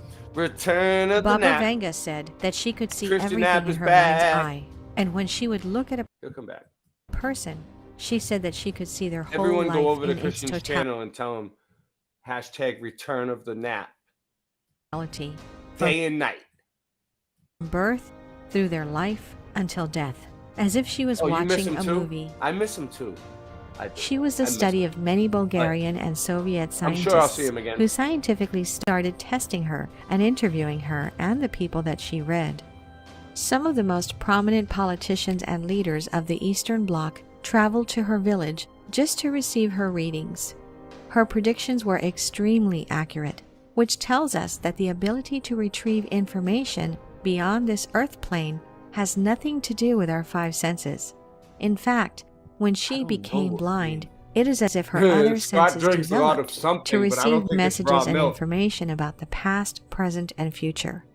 She predicted the day of Stalin's death, for which Oh, she this spends one a short predicted the time day in of prison, Stalin's being death. questioned by Sin. the Soviets. Sin. She predicted the tragedy of 9/11, ¿Qué pasa, mi the amigo? nuclear explosion in Chernobyl, She predicted all this. the 2004 She Indian also Ocean said a song tsunami, earlier. She started singing. the sinking then of she the Russian stopped. submarine Kursk, The what? I'll go shut She up. started singing and many other Pearl Jam, world-changing and then she events. stopped. We must The remember, new Pearl Jam? There's these a new Pearl amazing Jam out. things are coming Pretty from good. She someone started who singing was it. She born saw a even peasant, Good who reviews. has so, not read books, even had a slight, maybe so, functional literacy, you and don't had eat. no access to televisions or any modern source of information. You have to wonder, where was she getting this information from? Is it possible she was able to access some kind of knowledge that's out there Yeah, we all that miss normal Christian. people cannot access? There it is. Another. Throughout the They centuries, love there have Christian been Naps oracles music. and prophets that have claimed contact with otherworldly realms Maybe as a he'll release source of their something. inspiration. One of the people who clearly could I'm access sure he has the more Akashic music. records was Michel de Nostradam, better known as Nostradamus. He predicted many things, including So the he can Great play Fire of multi London in instruments at one 1666, time. the French Oh yeah, he plays the. He can play the keyboard and the drum, and sing, and a harmonica all at once. Like he can do a bunch of shit all at once too. Revolution. If you go to his channel, you'll see it. He had a live stream at night like this one where he would have people on and he would have his one-man band set up. Like he called it his one-man band. Mm-hmm. And he would have it all set up and you can see it all set up. And he's setting it up again. He's working on it. I know he is. And even the rise of power. Hey, if you set me up, I'll get you back. He claimed that he succeeded by using methods found in ancient Greek oracles, Christian mysticism, and even in the Kabbalah. Nostradamus was one of the first people recorded to access the Akashic records. He tries in his labor to explain the divine state, where everything is happening, not in miracles, but all happening at once. Past, present, and future concepts bind into one thing. This is a trip. Most prophets say that they are tapping into another reality beyond this earthly existence. I've done it. So potentially, Does that make me a prophet? tapping Does that into make me a another prophet? reality that is shared by otherworldly beings, like extraterrestrials, for Oh example. my God! Here we go. Perhaps the Akashic records are all around us. It's simply Well, that our brains are not evolved extra- yet to see them.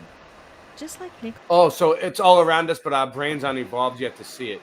Terrestrial means extra Christian land. helped. Yes. Extra landers. So there's just from other lands. Christian's been helping all along, yeah. There are extraterrestrials, people from other land. Yeah, does it right there. Extraterrestrial. Terra. Tommy Ray, helps a lot. Yeah, what's up? you know, if Nikola Tesla wasn't real, then Albert Einstein was quoting a fictitious person. Because he was quoting him, huh? Well, he was he just said- reading what they told him to read, right? Like a president, maybe. Here, read this. And he's like, "Hey, that's cool." That I sounds mean, great." was Albert Einstein? People are gonna all think right, I so, said this. So Albert Einstein, right? He's supposed to be like this genius that's like really smarter than everybody else and like abnormally fucking intelligent, like high IQ, like somehow he's like superhuman. Like no, dude, like, before the internet. It's not real. Okay, He before wasn't- the he's an internet, they already actor. had. That's an actor. Right. What's up? Before the internet, we already had T-shirts that had him with his tongue out and it said "They fell for it." Yeah. That was Yeah, on yeah, They yeah, already yeah, had- yeah, yeah. I've seen it. I've way seen it. before the internet. Yeah, that was like Yeah. the 80s. Is that what that people- means? I didn't even know back They then. fell for it. Yeah. It's like- Yeah. It shows him with his tongue out. It says they fell for it. Yep. Actually, Tesla- since we should make I we won't should say make that. that T-shirt and put it in the friggin' and put it in the shop, dude. Albert I can Einstein make it also better. claimed he Yeah. received the ideas of his will. greatest There's another inventions picture where he goes from like some this and outside does these source. things. Maybe I can do it right Einstein now. claimed Hold he on. came up with the theory of relativity in an instance of a second. He said the idea came into his mind out of nowhere. Another thing which leads me to believe that the Akashic records are influencing the collective consciousness of humanity is the fact I'm that just some of the tapping into the greatest ether right now. inventions are received simultaneously by different people around the globe, which weren't connected in any way. Two Columbia University sociologists, William Ogburn and Dorothy Thomas, published a paper in the Academy of Political Science journal entitled, "Are Inventions Inevitable?" In it, they cite 148 instances of simultaneous inventions where two or more individuals, each operating without knowledge of the other's work, came up with the same groundbreaking innovation or theory at the same time. How is it that people in different continents, different cultures, can come up with the same idea at almost exactly the same time? Or misremember the same Einstein's thing at the discovery same- of relativity was preceded All the almost same. simultaneously by a theoretical physicist, a Frenchman named Poincare.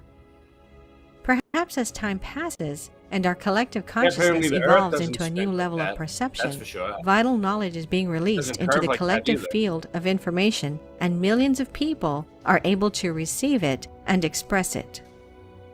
There are many other individuals who did extraordinary exploring. That's how the stars look when I was with Singeman, dude. When I was with Singeman in California, in Northern California, he's pulled over on the highway. Dude, I got out and it They was call like that the Great Rift. it was no, I'm saying like that many stars I could see. And I was like, whoa. Yeah, but that Of part the of the Milky Akashic Way, they records, call that the Great including Rift. Suju. Yeah, my nickname was the Great Riff in high school too. But so what is the Great Riff? Oh, the Milky Way? Jin, Yeah, a where they say that man from China, guy who discovered and describes anyone's life history only by knowing the person's first name. One eye symbolism. According to spiritual beliefs, the Akashic record is also known as the Book of Life for an individual, Yes. and it contains every thought, word, intent, emotion, and deed of that soul, from the time it leaves its point of origin until the end of time. This field also holds the Yes. deepest meanings and connections between You know, each it's piece of tough to- information, This is a plus tough one. the soul's This is a tough one purpose, to digest. calling, Because it's like talents, it's like and half lessons. and half.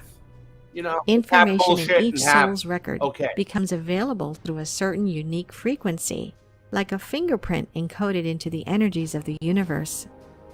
The Akashic records are the energetic recordings of your soul's journey since your beginning. So, all right. It is everything about you, all around you and within you.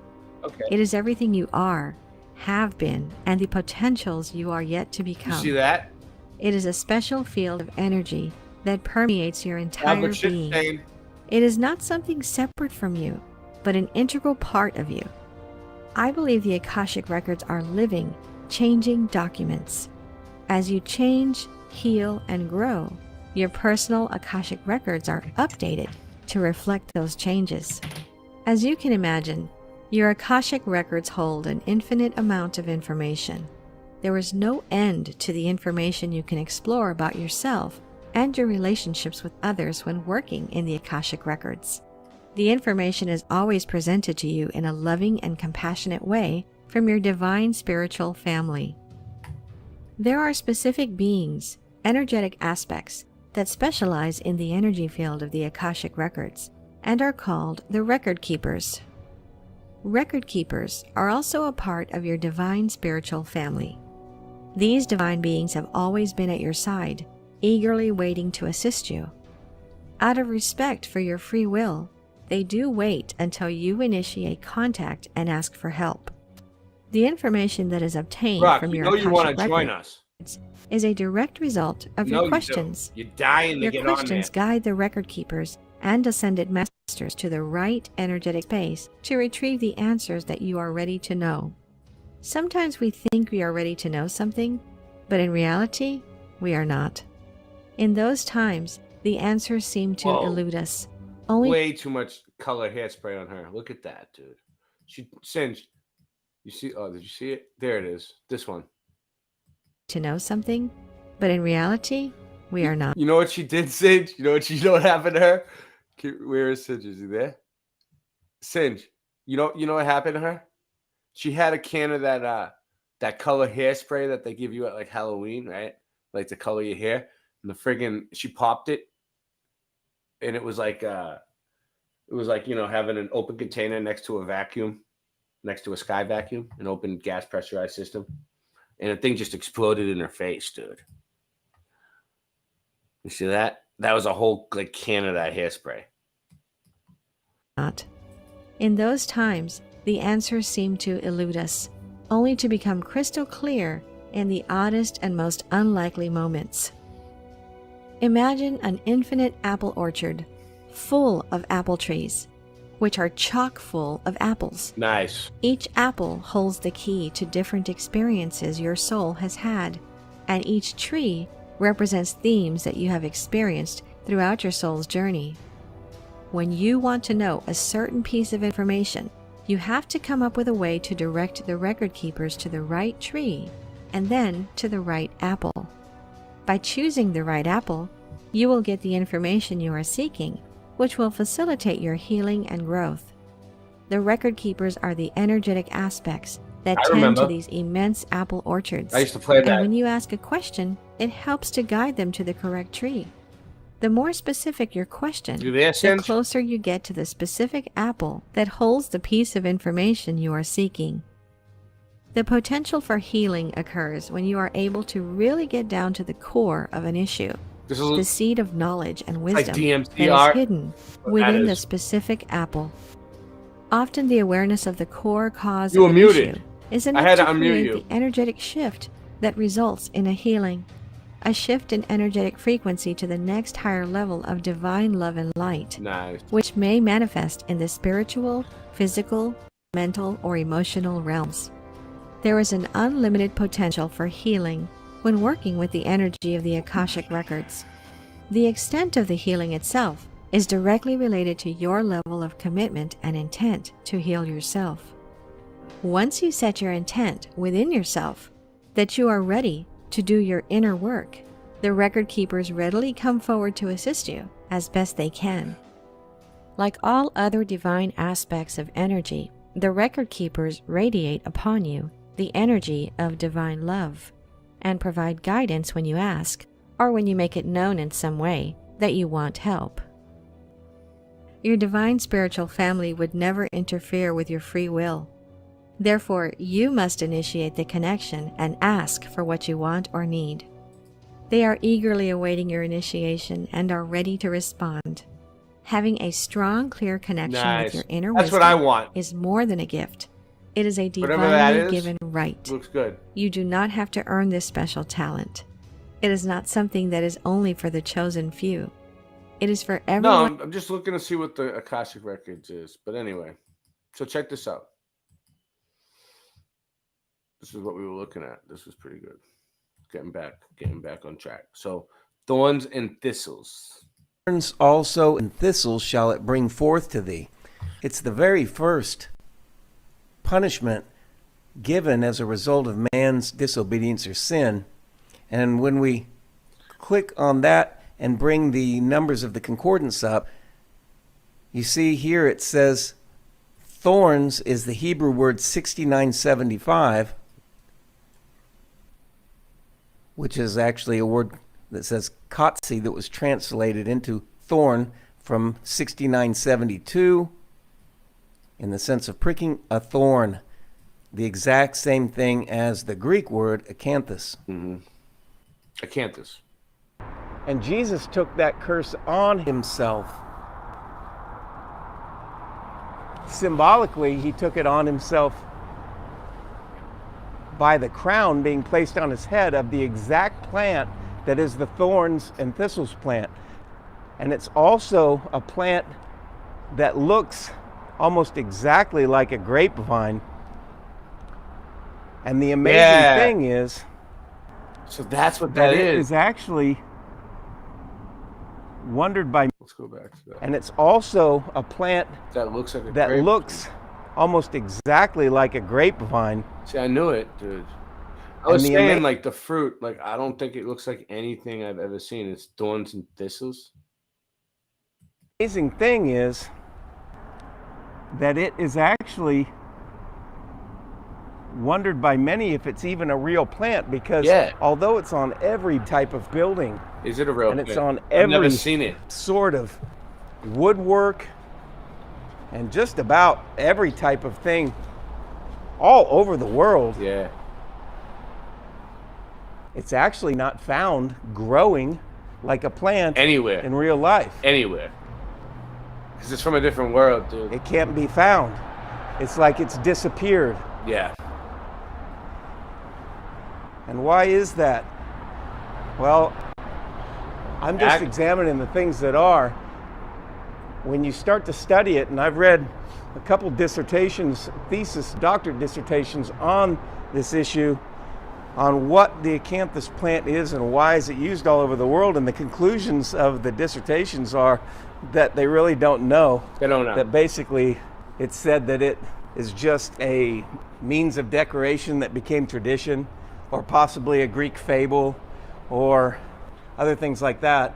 But the reason why the plant is drawn how it is because it said that originally an original artist embellished it and used their own creativity to come up with representations out of their imagination. And that's why this plant has been represented in the way that it has, with a winding vine that has berries on it, and is called a scroll. If you actually do a search on acanthus scroll, you'll find that there are representations used all over the world in architecture of this plant. Yeah. It's everywhere. But yet it's not found anywhere. No. Is that because Jesus Christ took on the curse and this was an actual real thing? And this plant at the time when God said that thorns would come forth, that this was the plant that came forth, and when he took it upon himself, that it eliminated this plant on the earth and it was no more.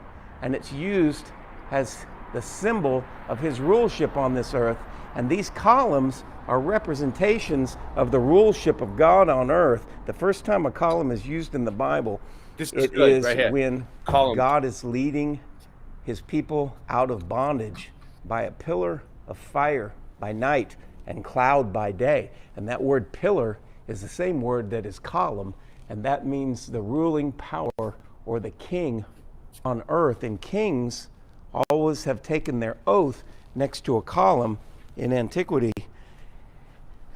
The column represents the ruling power, and the capital or the top of the column is the crown of the column and represents that power. And this crown on this column is acanthus, the very curse that Jesus Christ took upon himself, and it is placed on the top of the column as the crown of the kingdom.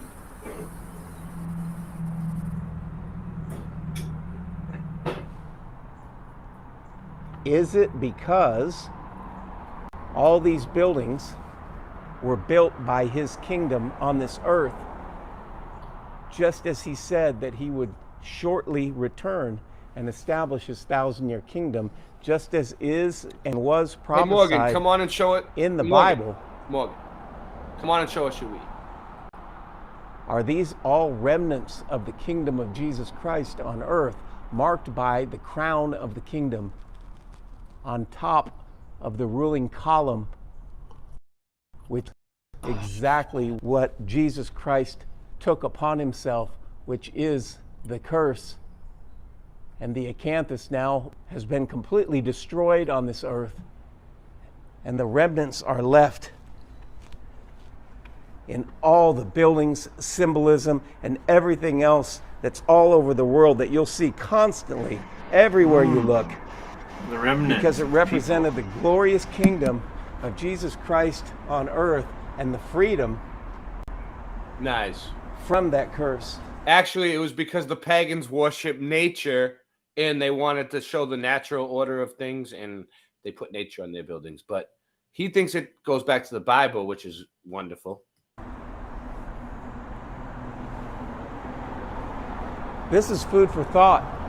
And I don't see it so much as they worship. There's really no nature, other as explanation. they paid attention to it.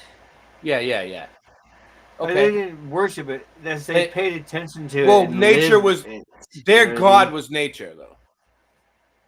Their god was nature. Oh yeah, but they had yeah, it's really mixed. There's like people who had the mountain god, who had the sky god. Well, I'll take your I'm word sure for it. there were 'Cause you- people who probably thought, oh, that Listen, was. I'll take you your know what I word mean? for it because you were actually there in real life. I You have. know what I mean? I'm actually writing the book right now. Yes. Yes. Look, I'm on page 8. Yes, looking good. So, those who don't know yet, Singeman has been Dr. alive. Ignominious. Singeman has been alive for 12 centuries, and he can't die. He can't die, so he lives on forever. But I promised him that I would keep his secret. You know what I mean? I won't Until tell now. anybody. John Kelly's back. That I see I won't tell anywhere anybody. I'm just gonna say it on the internet. that can make any sense of this. This plant, Morgan, when you Sam. research this, it's amazing Yeah. because it is Morgan, welcome back to Late Night Live. You're here. very clearly depicted. Ooh. Love it. Oh, it's so gritty. I love it. Very clearly depicted as a vine that looks very close to a grape. And when the scripture says you don't get grapes of thorns, You don't. or figs of thistles, that means you don't get grapes from acanthus or figs from trebollos. Those are the Greek words. We really get some clues into the mystery surrounding this plant starting in Matthew 7:15, where the context is, beware of false prophets, which come to you in sheep's clothing, but inwardly they are ravening wolves. And this analogy uses the acanthus plant, the thorn, as an analogy of something that's difficult to tell apart. Obviously, it's depicted as having berries that seem to look like grapes, but in Matthew 7:16, it says, ye shall know them by their fruits. Do men gather grapes of thorns or figs of thistles? And when we go to the concordance, we look at those words, and it says, gather grapes of. Well, of means off of. And thorns is the Greek word 173, which is acantha again. So that's, do men gather grapes from acanthus? Well, by the looks of how they are depicted in architecture and all sorts of renderings and things like that, it looks like it. But obviously from this analogy, it's saying those kind of grapes, the normal kind, aren't gathered from acanthus or thorns, or figs of thistles. Thistles is the Greek word 5146, which is tribolos, and it's made up of the word tri, meaning three, and the second part of it means spear or arrow. And so three-pronged obstruction in war, that is by analogy a thorny plant. These are both thorny plants that are obviously hard to tell apart from a grape plant, as Jesus is using this analogy for testing the character of false prophets that come to you. But in so doing, it shows a clue into what the plant is. Do men gather grapes from thorns or figs from thistles, or off of thistles? And at the bottom it says, wherefore by their fruits you shall know them. So obviously the fruit is drastically different, but the plant By is their difficult to fruits. tell apart. By their on the fruits. surface. And there is the possibility that the original thorn designation pertained to the nature of it being troublesome rather than it being sharp. And trebollos is what has become the fleur de lis, and is said to be a flower You're of welcome. a lily, but in fact, So Morgan, it's what's the been going on with thorn, you? The fleur de the lis. We'll tribulus, pause it and there it, for a That's second. it. Would you want me to mention the Fruit of the Leaf, or do you want me to mention the thing that, like, I got the medication for the pneumonia, so that's going. My ex-wife came and brought me the new fucking phone, so that problem's Full screen. solved. You're full screen. You're full screen. What do you got? I don't know. I'm baked. So I'm baked, yeah, so Morgan. that worked out really great. Yeah. Yeah, and I got my new card or whatever. So, you know, Your new card? What, the medical card? The medical card? Oh no, The no, I medical just mean I got myself. I picked up a new cart or whatever. You know what I mean? Like I'm just. Oh, a new cartridge. What kind of cartridge? It was actually the mint, the indica mint thing or whatever. Oh man, I can't believe I can't remember the. Oh, here it is, right here. Here it is, right here. I got it here. Whatever this. Here, let me. I got look on the name here. I got a little bit. Yeah. Minto. What's up, John? What's up, John? You want to take a peek at my new medicine I got? You got some too? Yeah, let's do it. All right, so it's a hybrid. I'll show you guys.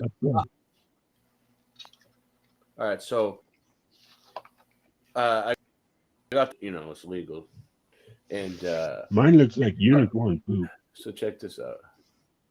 Where am I? This is, I don't know if you can even see it. Yeah. I got some killer buds too. There you go. Oh nice. Green it's called Green Wildfire. All right, let's see what John Kelly got.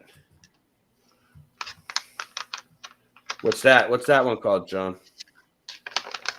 I don't know. Ooh, that looks wonderful. It's purple and sugar coated. I'd seen some weed like it before. It was called unicorn poop. Really? Oh, unicorn poop. Sounds What's wonderful. this called? Yep. Unicorn poop.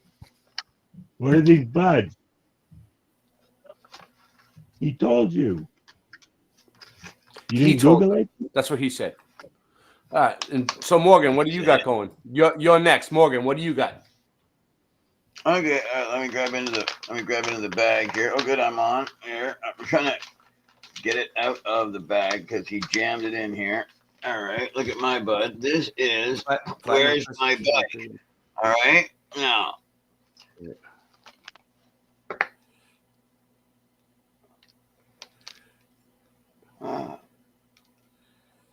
Whoa, green. Yes. Well, that's where's my bud? Hey, so does the bud from Canada say A? 90, Hey, Morgan, does the bud from Canada say A all the time? A? It says everything. If you look at that's a Canadian bud. Looks at you and says whatever you want, man. Whatever you want it to be. Ray, only if it's A-OK, eh? Yeah, whatever you want, brother. That's Masonic, by the way. Did you know that OK is one of the most commonly used terms in the entire world? And it's rooted in Masonry. Obviously, everything is. Oh, correct. There was a joke with one of the presidents, Buchanan? I forget. Yeah, Buchanan. That sounds right. They're like, okay, Buchanan. That's right. Okay, Buchanan. All correct. Okay, Buchanan. And they spelled correct with a K as a joke because they didn't have much entertainment back then. So simple jokes. Yeah, so simple jokes went a long way. And if they were to, I mean, now everybody says it. Everybody says okay instead of all right. I say right on. A. All right, A. I say that's why it is always represented, as you can see in the center there at the top. You can see the three-pointed thorn with the acanthus swirling around it. And grapes of thorns, the word thorns originally was acantha. And is that why you have to know them by their fruits? Because they look the same, on the outside, rock, but inward, it is Yeah, not the at all 24 the same elders, fruit. 24, there it is. Yeah, the throne, right? The 24 elders. Yeah, they pour their liquid out. It's in Revelations.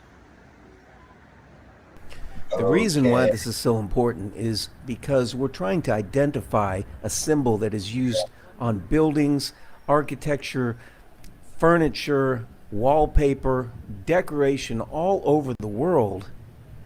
But we're trying to identify why that is. And in so doing, it seems as though the plant that is now called acanthus today is not the same plant that was being referred to in the Bible and that is being put on everything for decorations all over the world. Santa Rosa. What Santa Rosa? What Santa Rosa are you in? You talking about in Cali? Yeah. And it's as if the plant has been substituted for another plant. Yes. In other words, the plant that's called acanthus now is not this plant, and this plant does not exist any longer. Oh wow, yeah. And that's what I always looking for this plant and not GT. finding it anywhere, Yeah, totally. but only in art and in symbols what is this, and on buildings and most every sort of thing from the 1800s. You see what he's saying? Like this plant that we were looking at and before, it's not in nature. It's only on buildings. It's only in art, dude. He's trying to say that they disguise it. They look different and they disguise it. God bless you. That you can imagine, whether it's a hairbrush or a piece of furniture or a picture, just everything was completely permeated with this plant that seems to imitate a grapevine, but is not, and in fact is the thorn talked about in the Bible. And by substituting this plant for another plant and calling it the acanthus in the modern day, which really looks to be something like elephant ears, or a plant that's very similar to that, it's a standard, not that, of course, another variety at the very least, completely another variety that doesn't imitate the grapevine. And by also calling the acanthus symbols in architecture and otherwise by different names, such as the palmette and the fleur-de-lis, when they clearly seem to be a part of the ancient acanthus plant. By doing that, it covers up what is in Scripture and why this symbol is on every type of building, especially when looking at old world type buildings everywhere, which seems to be the kingdom of Jesus Christ on earth that has already taken place. Perhaps. And by covering the symbol up and saying it's a Greek fable. What's up? I don't know. Are you guys researching preterism? I don't know. What do you mean? With the thorns at the top of the pillars representing the crown that was put on Christ's head of the thorns and everything. It's a really good analogy. That's we used to carve those on all our furniture. It's Seriously? a standard. It's a I used to build furniture and we used to, yeah. You talking about like the floral designs and shit? Yeah, that floral type thing. I don't know where it came from.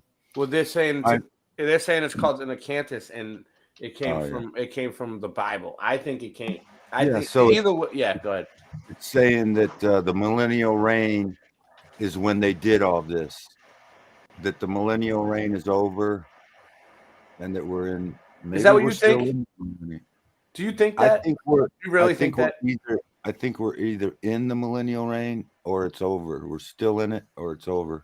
No, we're not. We're definitely not in it. I don't think it's here yet. I think the judgment of fire is still coming for us. We're not safe yet. Jesus sat down at the right hand of the Father, and that's meaning he's reigning. He's sitting down and he gave us powers that we don't know we have through the filling of the Holy Spirit, and we just don't know. that if it wasn't for the believers on the earth, the whole world would be a shithole. Because actually we do rule. Because we make the standards, and it's getting better. Actually, 1,000 years ago, it's actually getting better. Life is easier, better, and everybody's complaining. Oh shit, my cell phone don't get signal no more.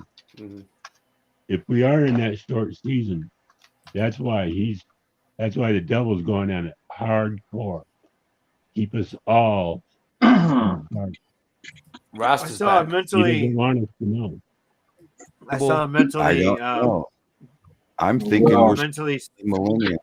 Sorry, I got Millennial reign for 1,000 years could mean just a long time.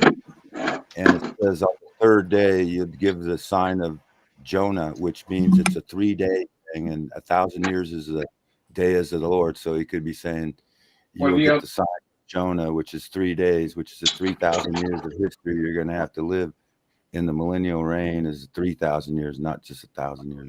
Millennial means a long time. It doesn't mean just 1,000 years. So I don't know. It's spiritual. It's weird. It's like at the beginning of this conversation, I could get into it, right? Like the millennial reign. I'm like, okay. And then this always happens to me when people are talking about it. I'm like interested at first, and then halfway through it, I block it out. I zone out. I don't want to hear it after that. I don't know why. I mean, I'll listen to it. I'll let you guys talk about it, but I'm like, that's like cognitive dissonance. Yeah, is that what that is? You can't handle it. You can't handle the truth. No, I think it's bullshit. I just think it's bullshit. Or just decoration, and never even mentioning the association in the Bible. I've never actually heard it mentioned by anybody. The truth remains hidden, but yet, as I've shown you, it's right there in plain sight. And this what is the rattling? The kingdom is it of Rasta? Jesus Christ I'm doing bags on earth. All right, that I'm was gonna prophesied and is prophesied, and using this evidence shows that it has taken place, and this is the beautiful remnants of that, which makes all the difference, because that puts us in a different time now. And what is that time? That time is spelled out very clearly in Revelation 20, in which Satan is released at the end of the 1,000-year captivity, in which he was put in prison for 1,000 years. He's released to go and deceive all the nations.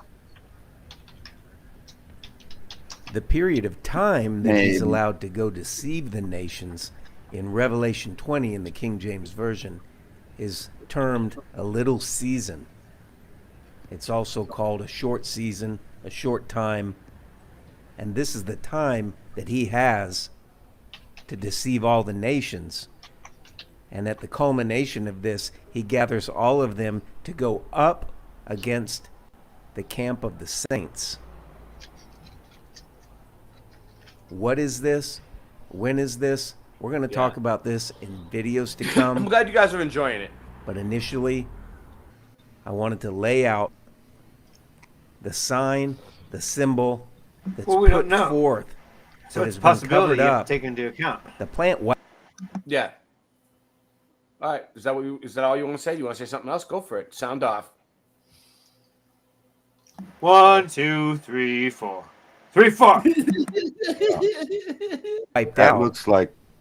That does look like by thorns Jesus in that. Christ. If we follow the scripture in Isaiah that I'm going to tech. put up now, Look that at I've the recently staircase, found, dude. which pertains to doing just that. Look at the size Take a of the look at this and doorway. consider If his theory is true, the crown of the kingdom. They're still using those crowns everywhere. I went on that. I went on. Shout out to Charles Was. I went on Charles Was today. You know, I've been noticing he's been doing like a lot of mud flood, old world type stuff like every day. So I was like, you know what? Today I'm gonna go on and help him out a little bit. So I went on. We had a great time. Check him out. Flat Earth Andy, what's up? I'm going to be dropping into anybody who does mud flood stuff. If I see people doing mud flood stuff, I will drop in. I'm going to start supporting the people that are supporting me and supporting the mud flood. All right, what's going on? How we doing? What do we got? 6 people? Open panel. Susan Schultz. What up? Have you heard of the channel Mud Flood Was Armageddon? Uh-huh. He was on here. Why? Oh, really? What do you think about him? Alan? Alan. His name's Alan Paco. I'm just watching once in a while. I'm trying to figure out what he's saying. He's interesting if you pay attention to him. He has some good content. I've had him on. I'll have him on again if he ever wants to come on. We had a good show. What up, Brian? But he's not interesting if you don't pay attention to him. Is that what you're trying to say? Yeah. Exactly. What does that mean? He's one of those. He's one of those. He's actually saying something then. That's cool. Like, if you don't pay attention to him, you're going to be like, what are you saying? And it's like, oh, we didn't get it in one. Like, I get what you're saying. You got to know what he's talking about. Right on. Whoa, who's calling me right now? Are you serious? Rasta's calling me right now? Yellow. Oh, he's right there. How is he calling me? Is he frozen? Let's see. Oh, and it just hung up. Hey, did you just call me? I never called nobody. No, Rasta. You called me. Is he muted? You're muted. I can't hear you, Rasta. I didn't mute you. No sound. No sound, Rasta. No sound, Rasta. All right. So what do you think about Karen B? I like Karen. I met her in real life. She was very nice to me. I hung out with her. I met Ted. I hung out with Ted. I've known her since 2017. She's all right. She is. She's all right. Cool. Yeah, she's cool. Everyone's got their thing. She got her thing. Yeah. She does. I like her a lot for the community. That was actually a rather big question, right? That just got asked, and I love her. Actually, I love her. So there you go. It has been discussed. We're telling you that we love Karen B because that's where it's at now. And you know what? That's absolutely the truth. It does, however, jump over a whole entire section of stuff that doesn't actually matter, but there was a whole section. Yes. We love Karen. We always did. That's great.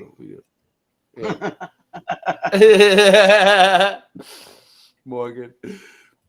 What do you think about what Infinite Plane Radio said about her? What did they say? Is this recent? You watched them? IPS? We probably don't care. But... No, I'll hear it. What, is this recent? Why am I acting? Oh, you have. I'm not gonna say it. I'm not gonna say it. Right. Yeah, what's up? Research it The only yourself. thing I don't like about Karen is she's anti-mud flood. Hold on, someone's echoing. I'll have I to said- process of elimination. Hold on. Who was it? All right, it's gone. Okay, guys, talk. That was John. I said, the only thing I don't like about Karen is she's anti-mud flood.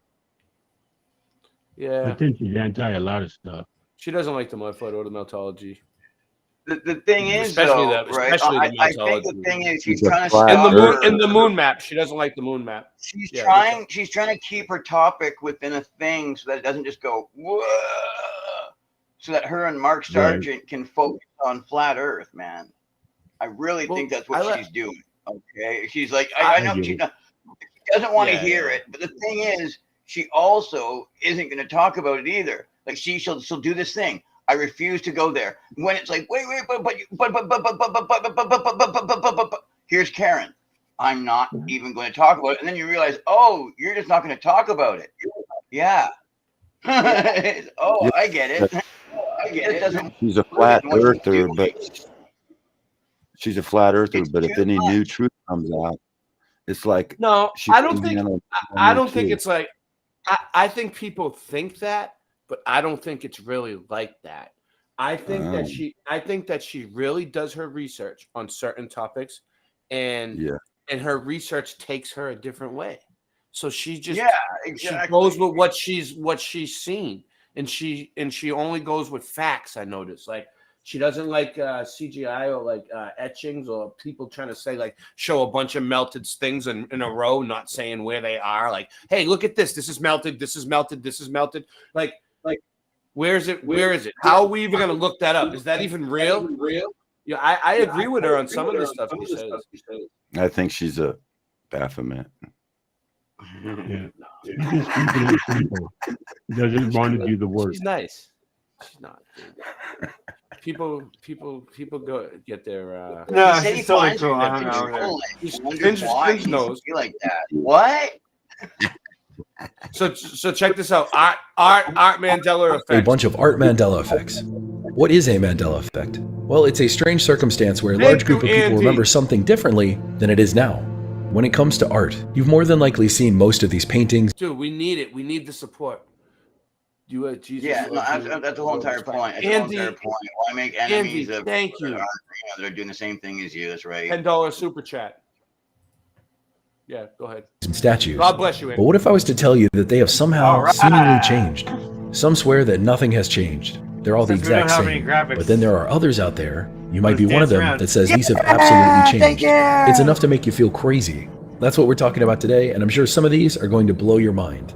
Remember, the fun of the Mandela effect is that we don't know what caused these changes, or why some people are affected by some changes and others aren't. It's a weird mystery, but that's why I love talking about it.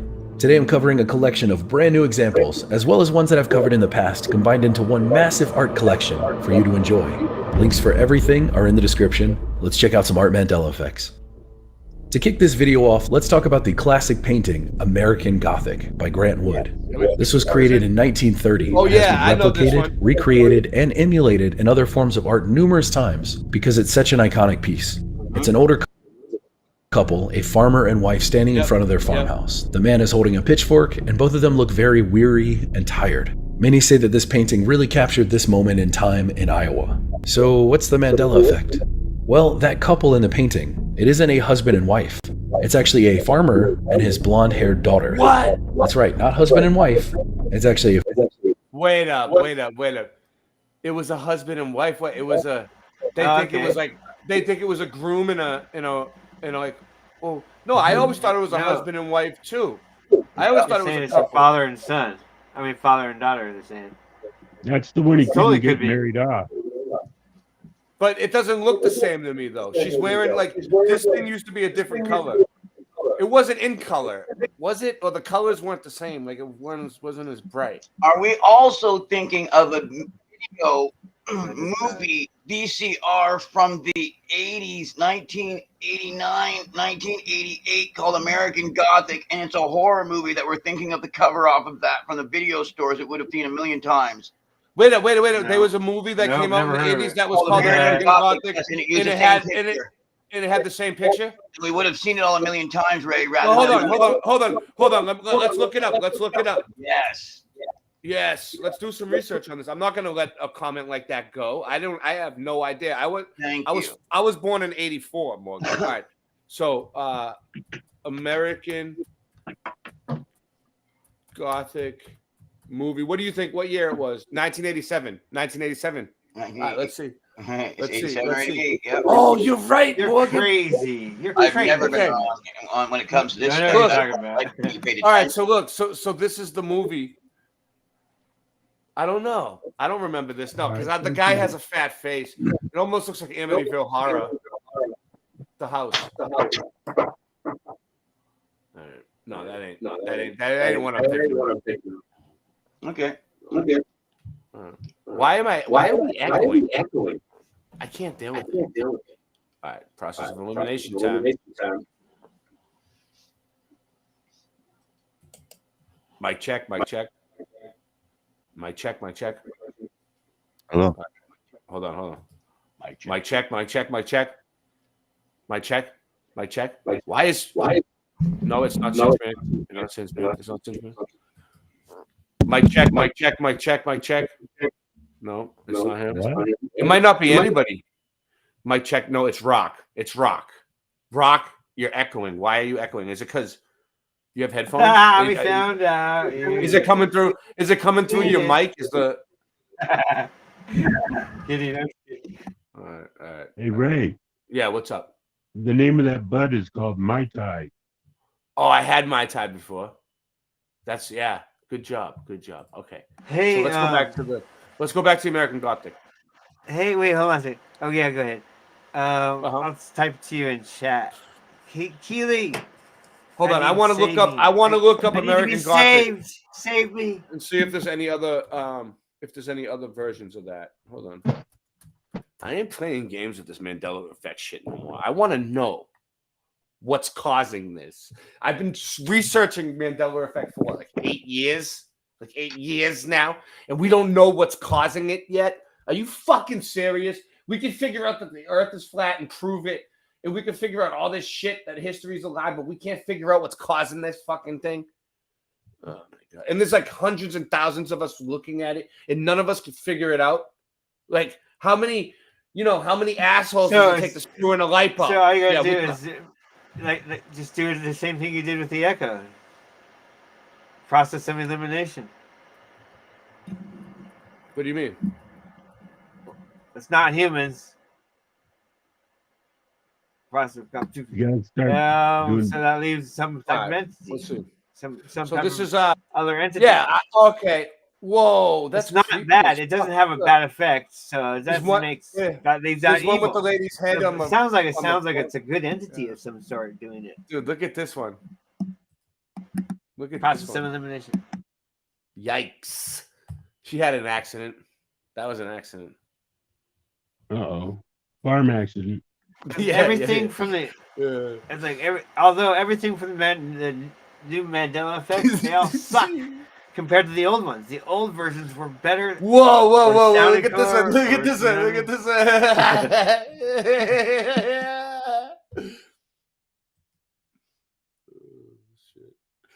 Oh, it's crazy. All right, go back. Wow.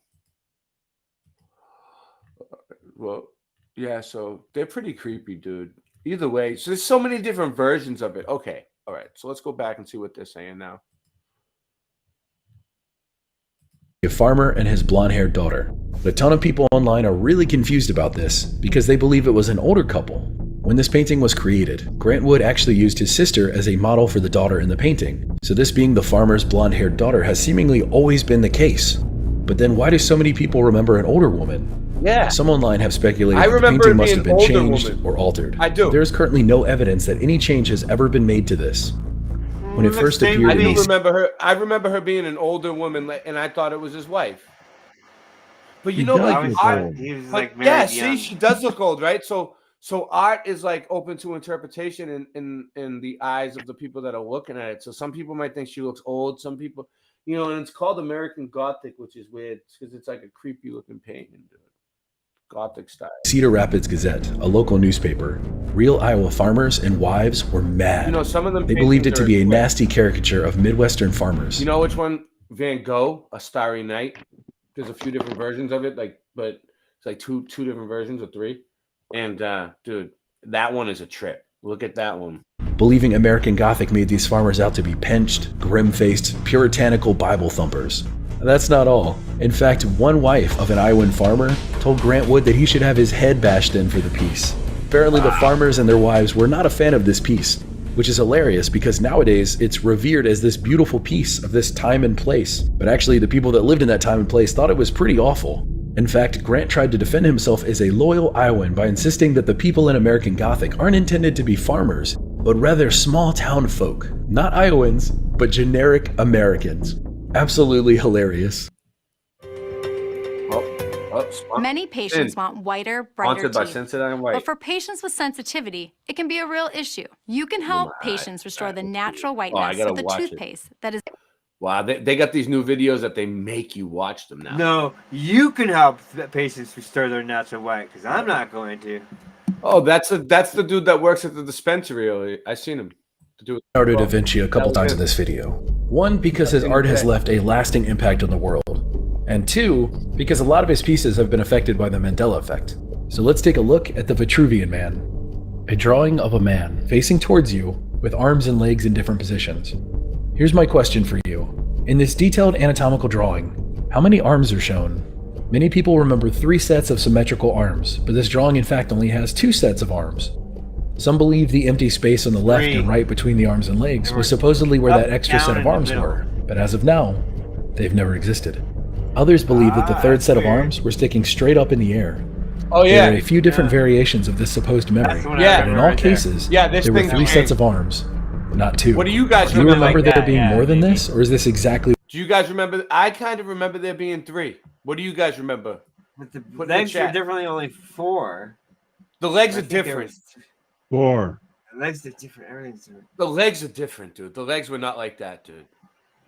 Yeah. They were more like the other ones were more like the ones on the outside. The ones in the middle were more like the ones on the outside, just like more in. They weren't like standing like that. Those legs are all messed up. Yeah, dude. You can know him by his fruits, I'll tell you that. That's what she said, Andy. That's what she said.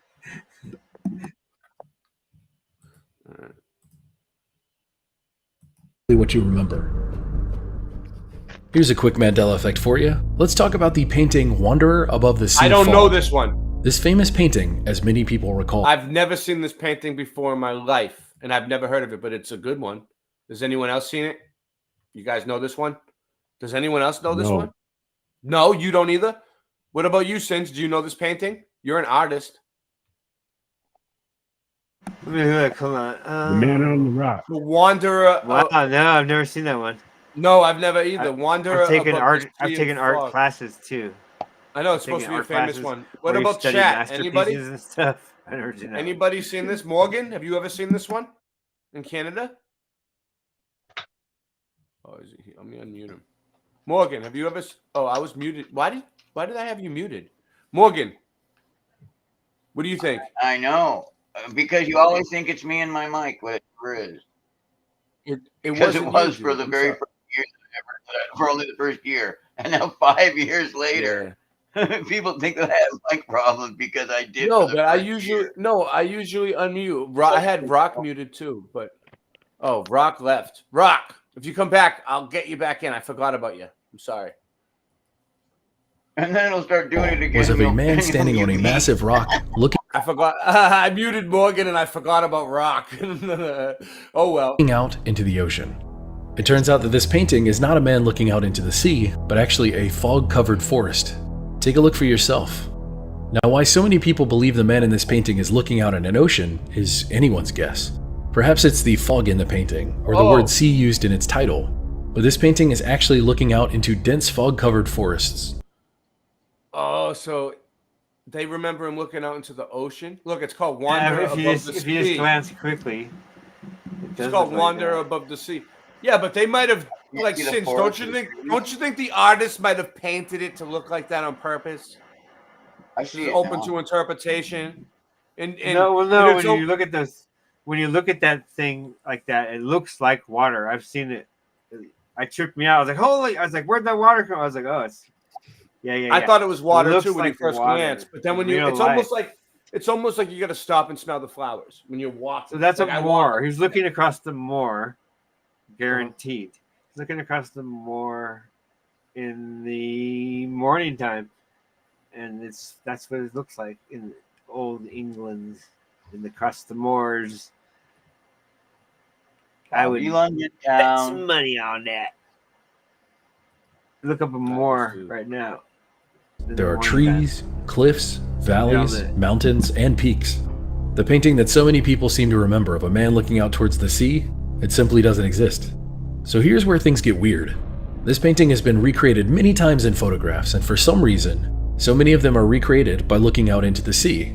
Did something change at some point? Or has everyone simply been misremembering this world-famous painting? I'll let you decide. I think that what happened was, and I'm not trying to debunk the Mandela effect or be a denier. I got it. Check it out. But I'm trying to think is that the artist did it on purpose. Okay, so I just looked up more. Glance at it to think it was the water. That's why I called it that. Screen share really quick, okay? I just looked up more. M-O-O-R. Yes, screen share. I'll take this off for a second. And go ahead. This is what I came up with. I don't see nothing. Look at that. Oh, there you go. Look at that. Rock, is that Rock? Like I heard someone come back. Oh, Singe. What is it? This is a more in the morning time. All right. Morgan. Watch, this other one looks like it. See that? What do you mean a more? What do you mean a more? You know, it's really like a really damp area with lots of vegetation and some like you can sink in the sinkholes and die, basically. Like quicksand and stuff. Oh, quicksand? Moors. You gotta be careful across the moors. The Moros, the shallows. Hey, the shallows, you've heard them called and used together in literature. And that's how it used to be 10,000 years ago, anyway. Yes. Hey, where did you learn how to rap so quick, man? Me? I rap quicker than quicksand. Hey, I've been following. Oh, and fun fact, this painting might look familiar to Legend of Zelda fans, because it's obviously a direct... See? Look at that, Singe. It's Legend of Zelda. That's where they took Legend of Zelda from. Possibly. That's what he's saying. Or inspiration. It's just one of those coincidences. For the cover art of Breath of the Wild, which released in 2017. Not only that, Zelda 2, The Adventure of Link, released in 1988, used this painting as an inspiration as well. That's what Singe does every morning. He eats one of those and rides that bike, dude. Sponsored by Hit Your Goals. What is this? Alopecia. Let's go way back in time to the 1500s way back and talk about King Henry VIII. Oh, specifically, a painting of Henry VIII by the artist Hans. Okay. He was a nice guy at the beginning, but then he turned into a bad guy. All right, I'm going to ask the chat. Let's get the chat involved. He killed his wives because he was crazy. Henry VIII, what did he have in the famous painting in his hand? What does he have? A mug of beer. I mean, a stein of beer. What else? What else? A turkey leg. Turkey leg? Yep. No. Turkey leg and a Morgan's right. Morgan's right. All right. In this reality, he's never had the turkey leg. That's this guy right here. This portrait is well known around the world and has replicas in many countries. So if your childhood was like mine and so many others, you visited a museum in your youth and saw a replica of this painting on one of its many walls. Apparently, many people remember Henry VIII holding a turkey leg. Not anymore. Does that sound like what you remember? The belief was that Henry VIII was a plump and extremely wealthy Show your support. fellow in his time. I mean, obviously, he was the king. The turkey leg he held in his hand in this portrait was representative of that. But here's the thing. In the painting, he isn't holding a turkey leg. In his portrait, he is holding what appears to be a glove. And the weird thing is that the glove doesn't resemble a turkey leg in the slightest. But upon doing research for this Mandela effect, I did discover that turkeys were introduced in England in the 1520s, which is during the time that King Henry would have been in charge. So it's entirely possible that he could have... I got some videos of me with some turkeys and some chickens for real around here, but I don't think you guys want. I'm not even going to bother. This ain't Animal Planet. Been munching on a turkey leg during that time. Another interesting detail I discovered is that turkey was King Henry VIII's favorite food, and he made it a staple of any Christmas dinner. Perhaps it was popular media like The Simpsons that planted this idea in people's minds. Hold on. Henry VIII. You do know that it's famous to walk around the Magic Kingdom, Disney World, or Disneyland with a turkey leg in your hand because you look like the king in your kingdom. Really? Yes. They have that at Disney World? I don't know. I live there somewhere. Morgan says so. No, it's a fucking thing. Hey, Morgan. Morgan. The whole world over. They're doing it in Japan right now. Hey, Morgan, if you come to Florida, I'll take you to Disney World. All right? If you come to Florida, I'll take you to Disney World. Me and you will go. We'll go on some roller coasters. We'll get baked. We'll get some food. All right? In a 2004 episode of The Simpsons, Homer was playing Henry VIII, and yes, he had a turkey leg in his hand. Did this inspire the belief of the turkey leg? Or was this inspired by the fact that the portrait did at one point have a turkey leg in it? You know, maybe there is something to this one. Was King Henry VIII always holding a glove in his hand in this world-famous... You know what, Kim Ray? Kim Ray, the funny thing is, I crack myself Kim Ray. up. I go back and I watch the stream, and I laugh my ass off because, like, you know, like, you know, you get it. That's why you laugh. You totally get it. Portrait? Or was it at some point a turkey leg? If it did exist and somehow changed over the last 500 years, what is the chance that the change happened during our lifetimes for us to even notice it? It's a real head scratcher. What do you think? It's a head scratcher. Hold on. The Mona Lisa. Oh, here we go. The world famous painting. Okay, the Mona Lisa. I know what he's gonna say. By Leonardo da Vinci. We all know what he's gonna say, right, Morgan? Is no stranger the Mona Lisa to the Mandela effect. Previously, people have argued over whether or not she is smiling, smirking, or just giving a straight face. Okay, I remember it completely different. I remember when she was almost giving a mean face, like her face, like a rude, mean face. That's right. And people used to say, why would she not smile in her portrait and shit like that? You know. Mm-hmm. Now Mona Lisa smile. Yeah, now she's smiling. A debate that still rages on to this day. Smile. But that's not the argument that's going to be presented today. Today we're talking about a growing group of people who have made the claim that Lisa now has a thin, semi-transparent black veil over her head and hair that she previously did not. Take a look at this and tell me what you think. What do you remember? Straight face. Has the black veil always been there? Or are these people mistaken? Or has this strange new addition to history crept in without anyone noticing? Here's an outlandish theory that someone proposed that seems entirely within the realm of possibility. Perhaps the Mona Lisa was stolen many years ago and replaced with a finely crafted fake. If that actually was the case, I could understand a few differences here and there. I mean, the cost of insurance for the Mona Lisa today is valued at $870 million. That's a valuable piece of history. Now, I'm no art expert, so definitely don't take my opinion as fact. But of all the times that I've viewed this painting, I've never once noticed this black veil, let alone how detailed it is. I mean, look at the edges on the left side of her hair. It's exquisitely detailed. One interesting fact from this time period is that a black veil typically signified a pregnant woman or a woman who just gave birth. A very modern theory regarding the model for the Mona Lisa is that she was indeed pregnant, but amazingly enough, this is not the first time that the Mona Lisa was pregnant theory has been floated. In 1959, a British doctor, Kenneth D. Keel, published a paper in the Journal of History and Medicine and Allied Sciences, insisting that the woman in the world's most famous painting had a puffy neck caused by an enlarged thyroid gland, a sure sign that she was pregnant. What do you think about all this? I agree.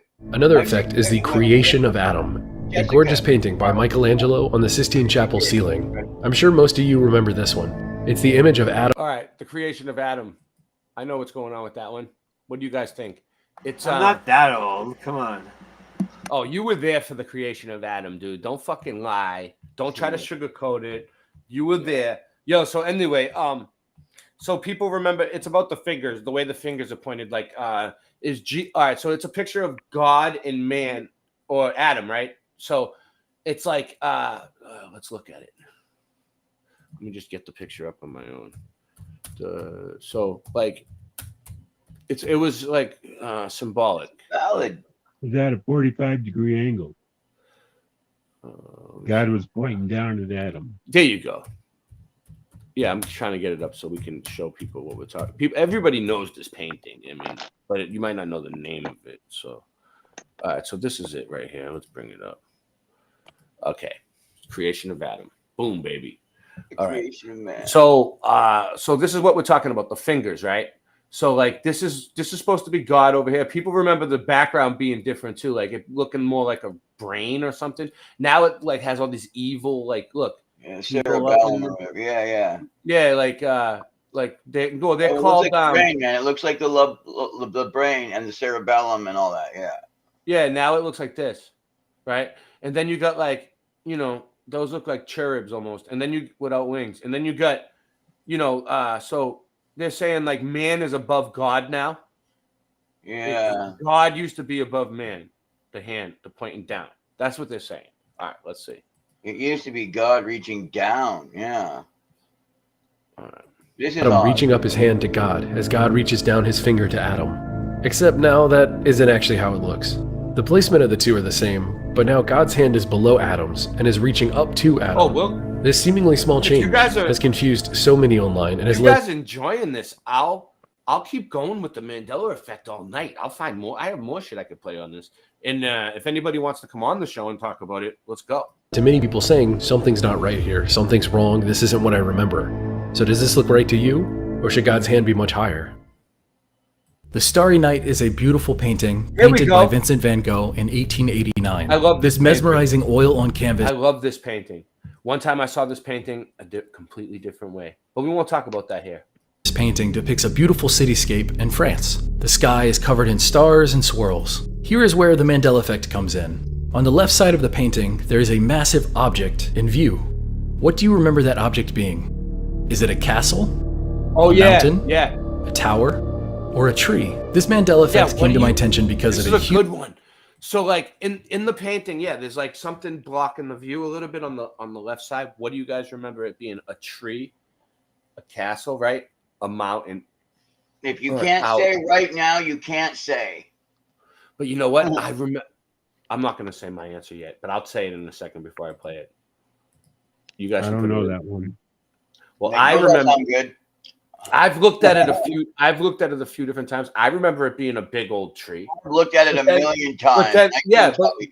But listen, I remember it being a big old tree, but I also remember it being a castle and a tower.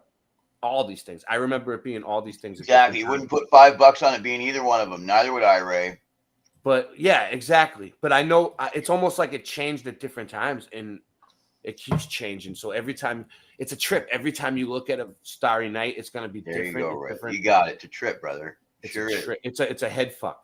Hugely popular thread on the subreddit No Stupid Questions. Boy. At the time, there was over 8,000 upvotes and hundreds of comments from shocked individuals. It turns out that the massive structure is actually a tree, a cypress tree. This Mandela effect fascinates me because of the sheer number of people shocked by the tree not being a Gothic-style castle. Personally, I remember the dark outline of something tall, but what that exactly was, I can't recall. I had this painting on my wall at my old place. My friend had it on his wall. It's still there.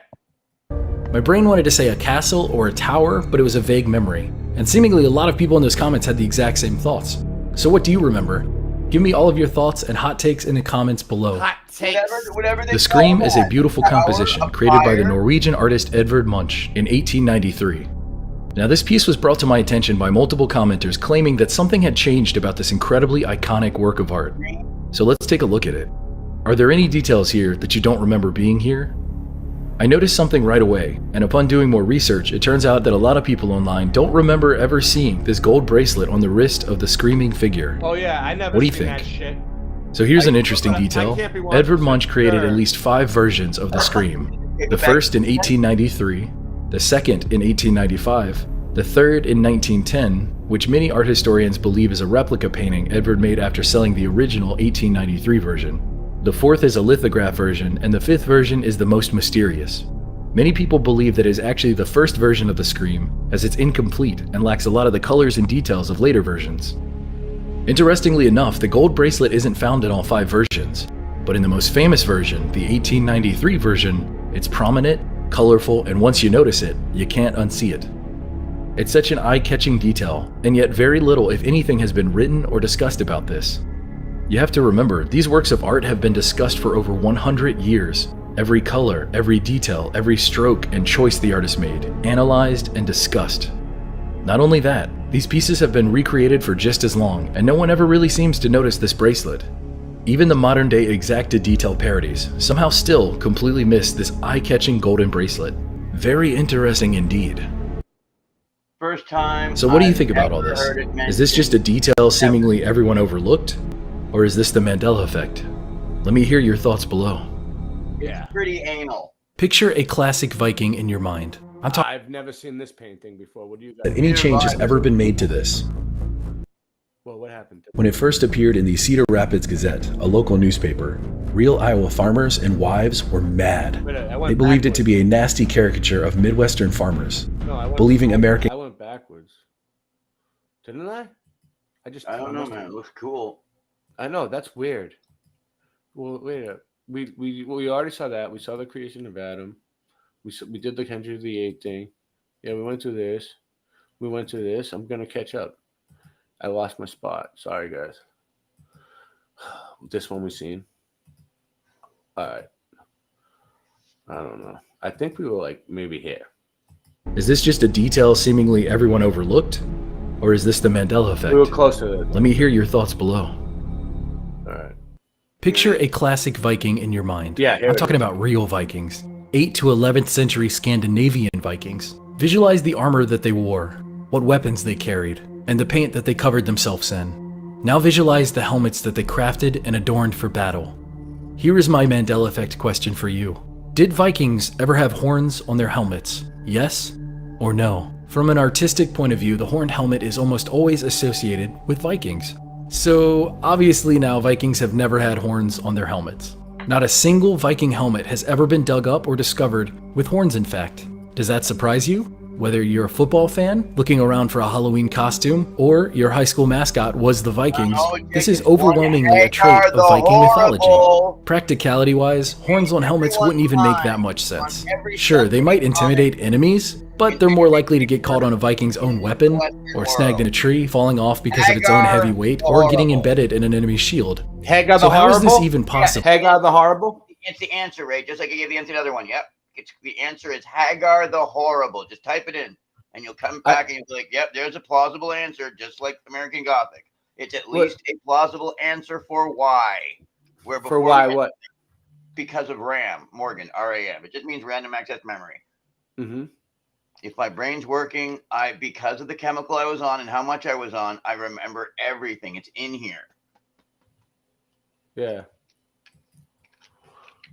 Well, that's cool. That's seriously a side effect of always taking the medication every single day because my parents were, you know what I mean, like the teachers, and because I was going to the school where the medication, whether I was on it or not, meant whether the teachers were going to come to work or not, like whether or not he's on the medication. So it kind of went like hand in hand. My dad was a principal. I was the kid in school that was insane. Yes. Well, all right. So let's go back to this. Was this concept simply created and propagated throughout history with no basis in history? Yes. Or is this the result of the Mandela effect? Today, the visual of Vikings and horn helmets are synonymous, so I'll let you decide. Tell me all about it in the comments below. Every single Sunday morning, Our next Mandela effect has to do with a series of classic paintings by Cassius Marcellus Coolidge between 1894 and 1910. These paintings are known as dogs playing poker. Yes. I'm sure even the most casual art fan will recognize these paintings because they have been displayed in the backgrounds of numerous... The dogs playing poker. What do you guys remember? A series of paintings.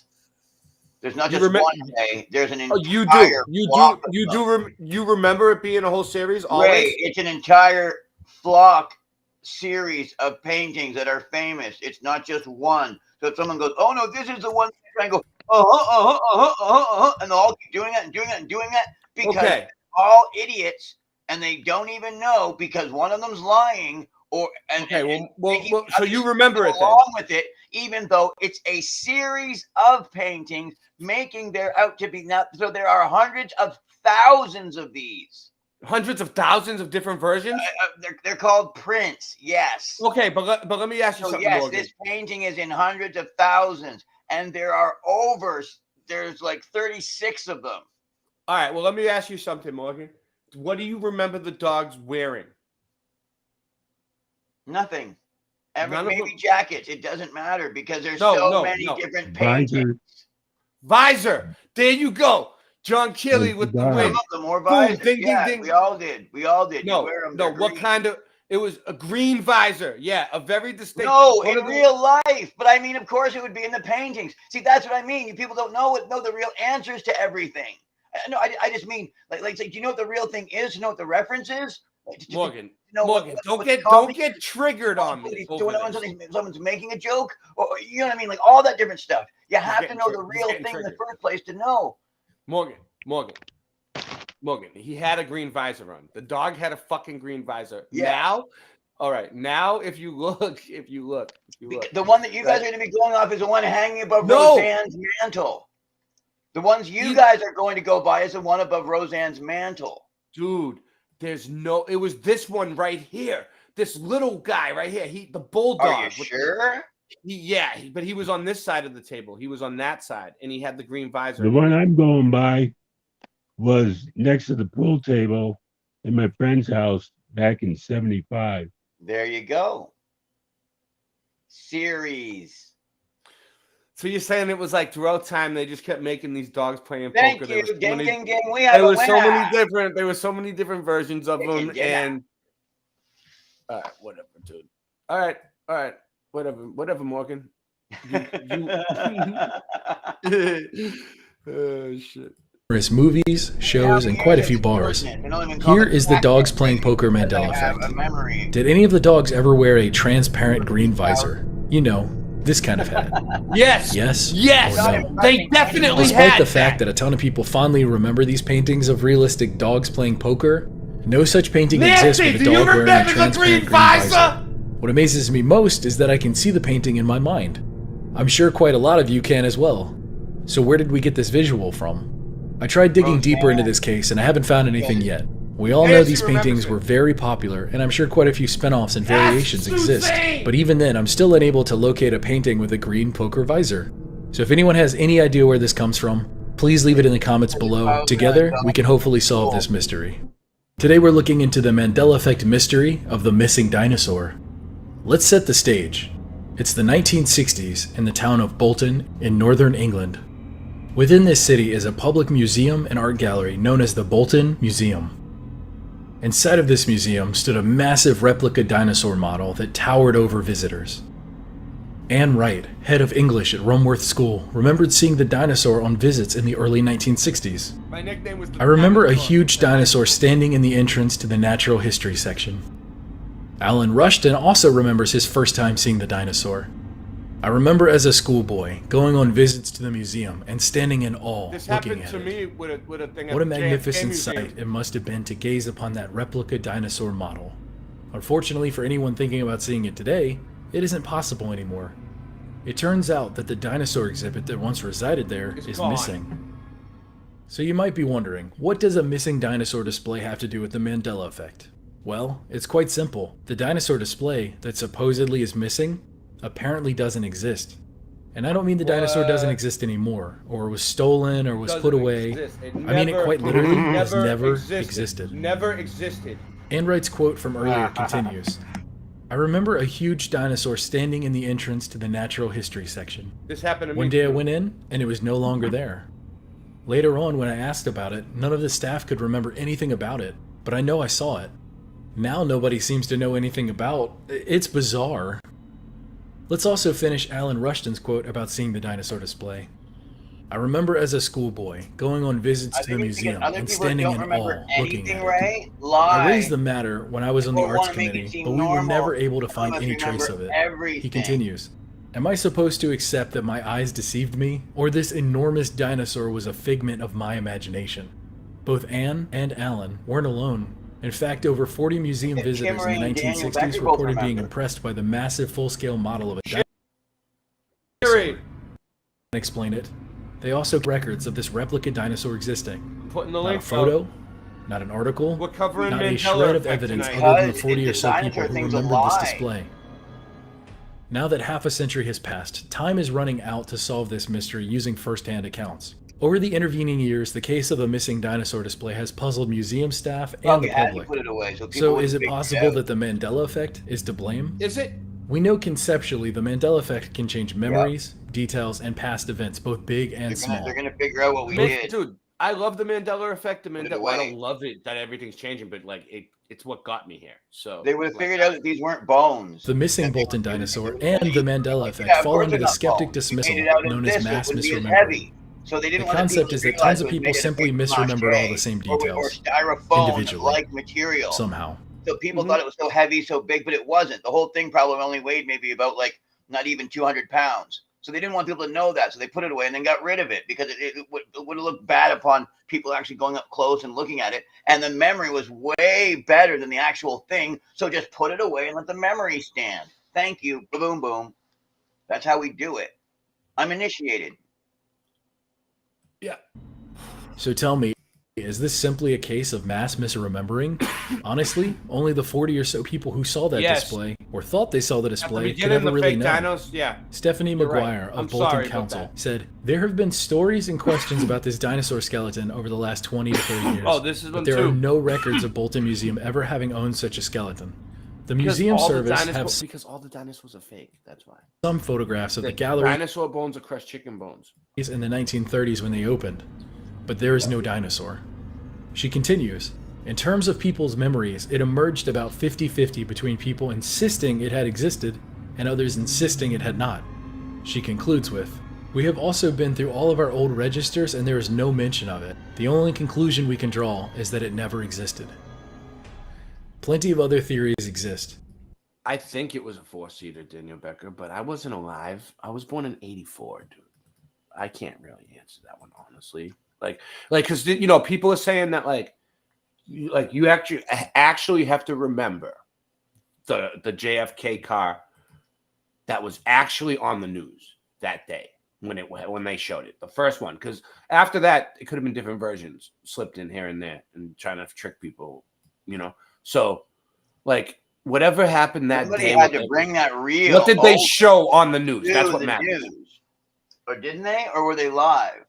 Everything on the news. Everything on the news is fake. We know that. So they can easily change anything. Like they filmed it all in a studio, so they're just like probably have different versions. Theories that the dinosaur in question was a big money laundering scheme. Others believe the dinosaur was stolen on museum employee watch, and to keep their jobs, former museum staff lied about its existence until the public bought it. There are tons of fascinating rationales for the missing dinosaur. It wasn't on the news though. It wasn't on the news. It was like probably live footage. I don't know. Was it on the news, Morgan? The JFK thing, like when they showed it in the 60s, was it a news program or was it like the president's live? And they would have had to bring a reel over from a literal machine. It wasn't live. Over to the other place to show it, unless it was live. And that's the thing, man. The feed They didn't even be from that actual thing going on, or it can be from the CIA thing, or there can be two different feeds at the same time. They can so easily when a bunch of men get together to deceive in the first place, you could do anything. And if a war has just gone on where you watched men that you knew personally for years shot right in the head, point blank, because they told, and you just watched 6 Masons get shot right in the head for talking. Morgan, calm down. Calm down. Easy, buddy. Easy. Steve Garland, who is the head of museums at Bolton Council, called on anyone with a photo, book, or newspaper article mentioning the dinosaur to come forward. He said, we would love to get to the bottom of this and put it to bed once for dinosaur for years, and even members of staff that say they can remember coming to the museum to see it. But there is no record anywhere that it actually existed. On the show. The dinosaur is fast becoming a legend, and it seems more and more unlikely that we'll ever find out the truth of the matter. To finish off this video, let's end with a quote from a man born in 1921 named Frank Smith, who clearly remembers the dinosaur while working at the museum with Bolton architects during the late 1940s. Smith? That's the best evidence you got, Frank Smith, and he looks like that? I used to walk through the museum many times, and I can confirm it was there. I knew the building well during this time, as my employers had been involved with building. I didn't do it, it was Frank Smith. And fitting it out. There is no doubt that it was there, and it was. Frank Smith is my alibi. Yeah, we need to go back to the JFK thing. What do you want to talk about? If I remember correctly, they never even showed footage of that for over a month. Really? I thought that I heard it was a live feed like the moon landing. I thought that everybody's seen it like during the day and like it was horrific because everybody saw the president get shot. No, I don't believe so. But the stock of the moon landing being live has now somehow gone across to the JFK and everything back. Well, remember how everything was live back in the 60s? No, I don't remember that. But everybody else does. About 20 feet long. Yeah. So there you have it. They just what did you think about all this? Let's hear it in the comments below. For me, I'm going to add this to the ever-growing list of they blurred the lines. Because they blurred the lines between what they see on the news and what's real, and then reality. So they're like, "Oh, I've seen it happen. I seen it on the news." Just like I seen bodies of freezer trucks. Effect mystery. Freezer trucks of bodies. Everything's gonna be okay. You don't know. Remember when we all saw that? Like, oh yeah, of course it's real. I saw freezer trucks. It's like, dude, did you? Exactly. But did you see it on the news? Were you there?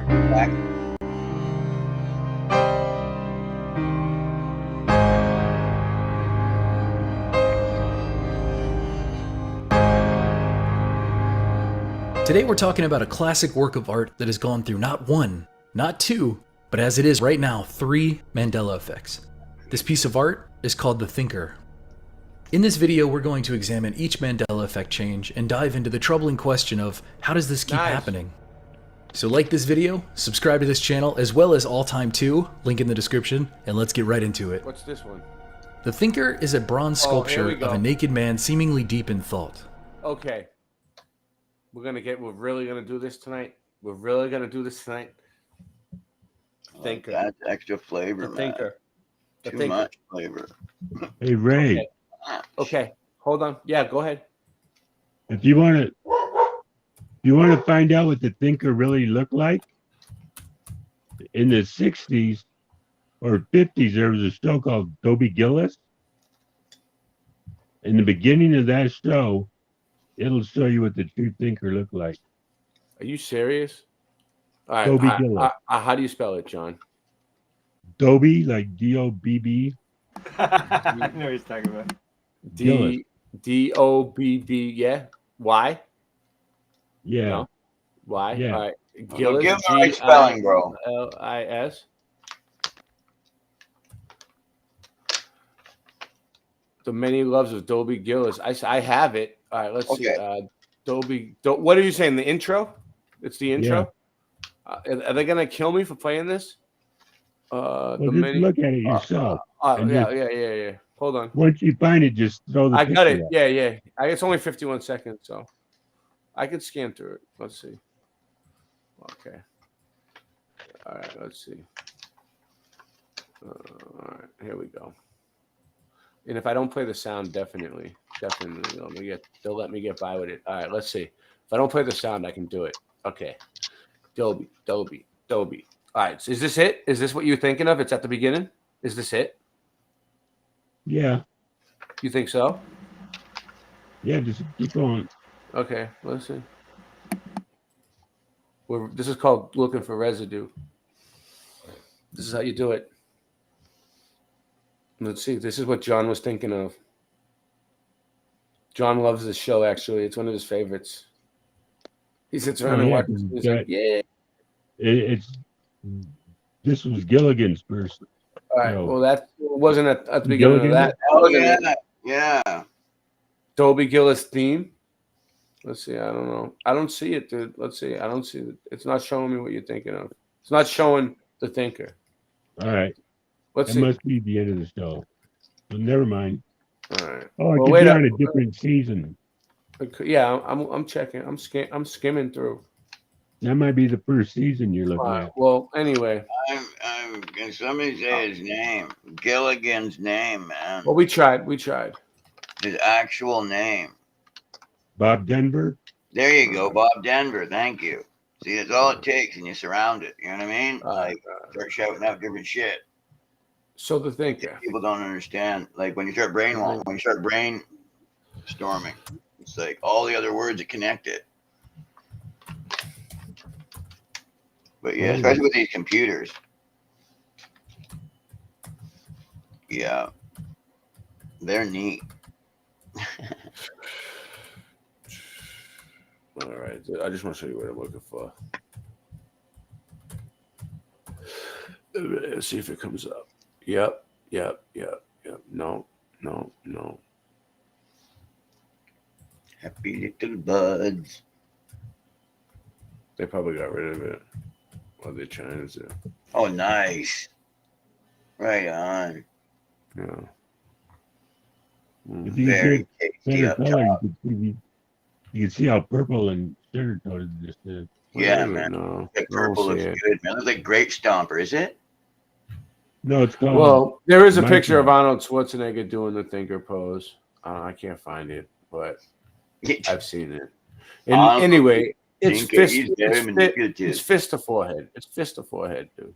Okay. Yeah. Now he's going fist to chin.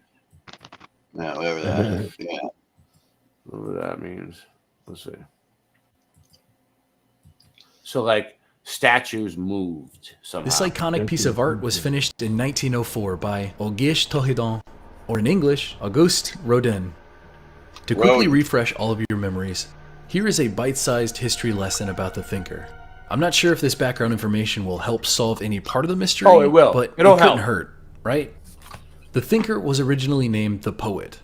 This poet was the centerpiece of two terrifying bronze doors titled the Gates of Hell. This commission dated back to 1880, and the subject of this piece was Dante's Inferno from the Divine Comedy. That makes So sense. obviously the thinker is deep in thought. Eventually separated from the Gates of Hell, the thinker was, as I mentioned earlier, finished in 1904, put on display in 1906, and eventually moved to the gardens of the Rodin Museum in 1922, 5 years after his death. The interesting thing about the thinker sculpture is that Rodin wanted his art spread far and wide. Remember, this is a time long before cell phones, the internet, computers, television, or even the widespread adoption of the radio. I don't find it fascinating that he wanted to share his art. That seems very common of artists, but what I do find fascinating is that he succeeded. He shared his sculpture all over the world, and to his credit, it's the reason we all know about it today. In another universe, the thinker would have been some no-name piece hidden away in a museum in France. But instead, we all know what the thinker is, and that's why this video exists. So with all of that out of the way, let's get into the meat and potatoes of this Mandela Effect mystery. This world-famous and instantly memorable sculpture is already famous in the Mandela Effect community for having two previous Mandela effects, both regarding the thinker's hand. Yeah. For the first Mandela Effect, many people believe that his hand originally rested directly against his forehead. But now, that isn't the case. It instead rests against his chin. Others claim it has always been this way, so which side do you fall on? Is it the forehead or the chin? The second Mandela Effect is about the thinker's fingers. Weird and specific, I know, but follow me here. The argument is that his hand, whether you believed it was against his forehead or his chin, was that it was a tightly clenched fist. Visualize that image in your head. The way it is now, the thinker's hand is in a relaxed, open palm position with fingers spread. It's almost like he got tired of clenching his fist so tightly. Does this trip anybody else up? For me personally, I remember a closed fist resting against his forehead. So along comes a brand new Mandela Effect after all these years of examination and discussion. It's amazing that no one in all of my research has come across this until it blew up recently. It's as if it just randomly appeared one day. Hey, kitty. Think back to what the bronze man is wearing. We're covering Mandela Does he have effects any tonight, clothes or Sherry. accessories on at all? Most of you are probably recalling nothing, correct? That's my buddy. Well, here is my question for you today. Everybody welcome Is the my thinker buddy. wearing a I hear hat? my name. What's up? Yes or no? No, my buddy Chris is here. You'll be happy to know that the thinker is still naked, as long as you don't include the hat that he now wears on his head. Yes, the thinker now wears a hat on his head. Does that look right to you? As strange as that sounds, it's correct. Me and Chris grew up together. He's my best friend. The thinker now has a hat on his head. If you're like me, the first initial thing you'd say is, oh, that's not a hat, that's his hair. If you look at the statue from this perspective, you can see very obviously the bronze man is wearing a hat with a corner flipped up. His hair is in full display beneath it. You simply can't deny that this is a hat on top of his head. The first two Mandela effects regarding the thinker bothered me, but this third one has me literally scratching my head. From the comments I've read online, I'm not alone. No. So we are now left with the question, how does this keep happening? How? And that isn't an easy question to answer. How can changes like this appear on objects that have been heavily discussed and carefully examined? I'm positive that the first time you heard the thinker had a Mandela effect, you took a good long look at him. Did you notice the hat then? Most of you will probably say no, and I'm right there with you.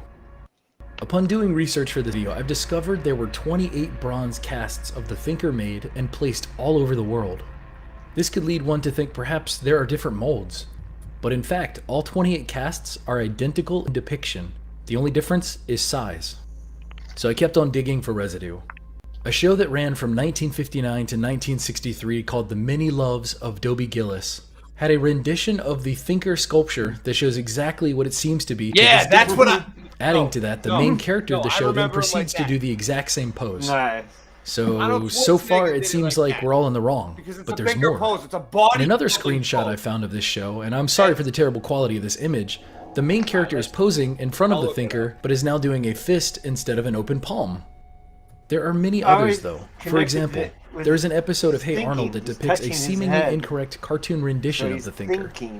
Maybe they simply didn't look up anything for reference. Another piece of residue is this very weird and very off 1989 IBM commercial.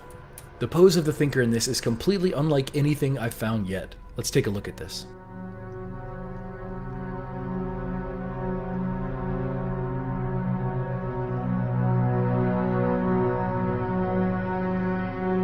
I remember that one.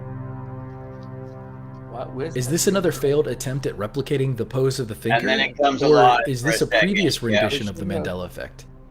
Perhaps this pose was once the correct form as well. That thought alone, if given with an open mind, is creepy enough. It's funny that I can't Sure find the enough, picture. if you look in the YouTube comments, I found what I was looking for. Absolutely terrifying.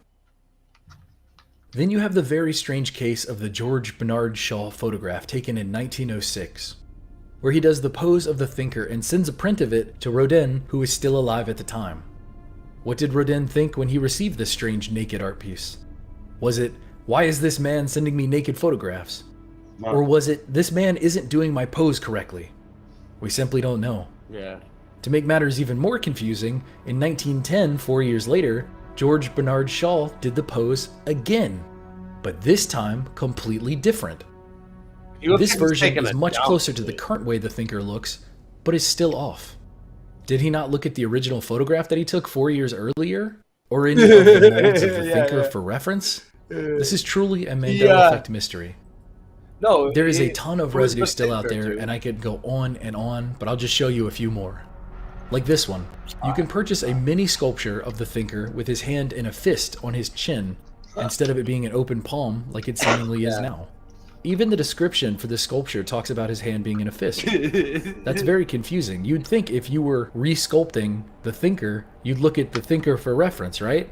This is So why all would you weird sculpt the reference hand to fisting differently? and we're all I don't know, I idiots. find that very strange. On the joke now. But this right here is the most disturbing part of all three of these Mandela effects. Yeah, it's disturbing me too. Modern day photographs of people posing in front of the thinker, doing the thinker pose incorrectly. It's literally in the frame with you. Just look over your shoulder. And it's not just one photo. It's over and over and over. This kind of stuff is what makes the Mandela effect creepy. It's the kind of stuff that makes it all-time scary. The thinker now joins other Mandela effects like the Wizard of Oz, who are ripe with countless changes. I don't understand it. I wish I did, but it seems like every time that these things are re-examined, new Mandela effects are discovered. So study these photographs deeply, because it's only a matter of time before he's wearing something else. Yeah. So lastly, tell me, are all of these changes the result of the Mandela effect? They got rid of the Or are you picture more of Arnold skeptical and you Schwarzenegger believe that doing this it, is dude. nothing more than faulty memories? Someone, I know Brian. Do you remember all of these things? Or are all of these things totally different? The number of art Mandela effects is growing every year. In fact, every topic of the Mandela effect is growing. And if you have any new Mandela effects that you'd like to share to see if anyone else remembers what you remember, leave them in the comment. Fuck it. All right. So we have there's a whole bunch of them, dude. So there's this channel, Hazel Fiber. It's a good channel. Mandela effect. This one. He covers a lot of them. I talked to him the other day. I sent him an email. So we have Queen. So like music's been changing. Let me see if there's any that I know. I like covering the ones that I know. The Clash, Britney Spears. So all right. So check this one out. This is in Britney Spears' video, right? Everyone remembers, and hit me one more time. Everyone remembers her having a plaid skirt. Look. Yes. No, she never had a plaid everything skirt. about the video. No. Okay, Yeah, so like here's a change that I have not What do needed. you remember, Nug?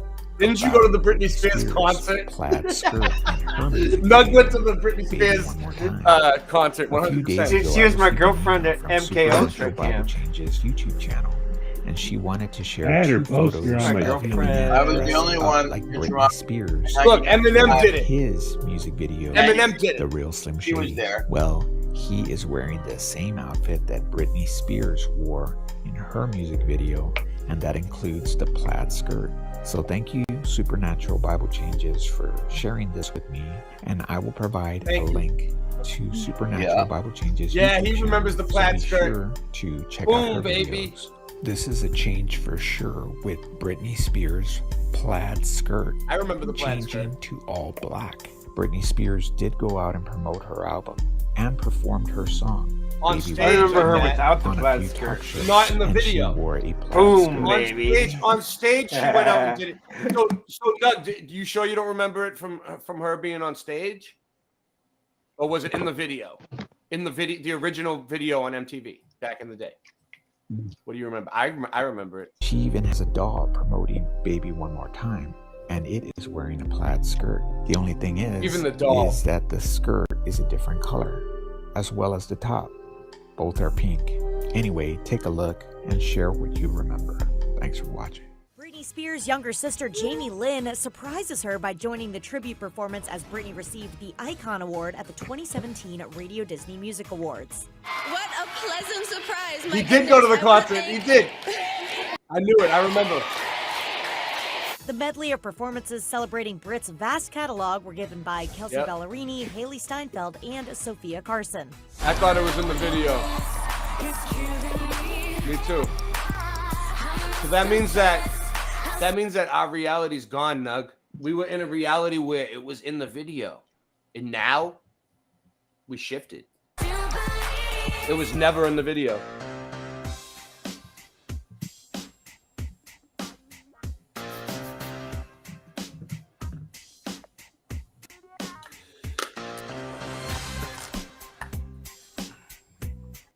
They'll kill me for playing this.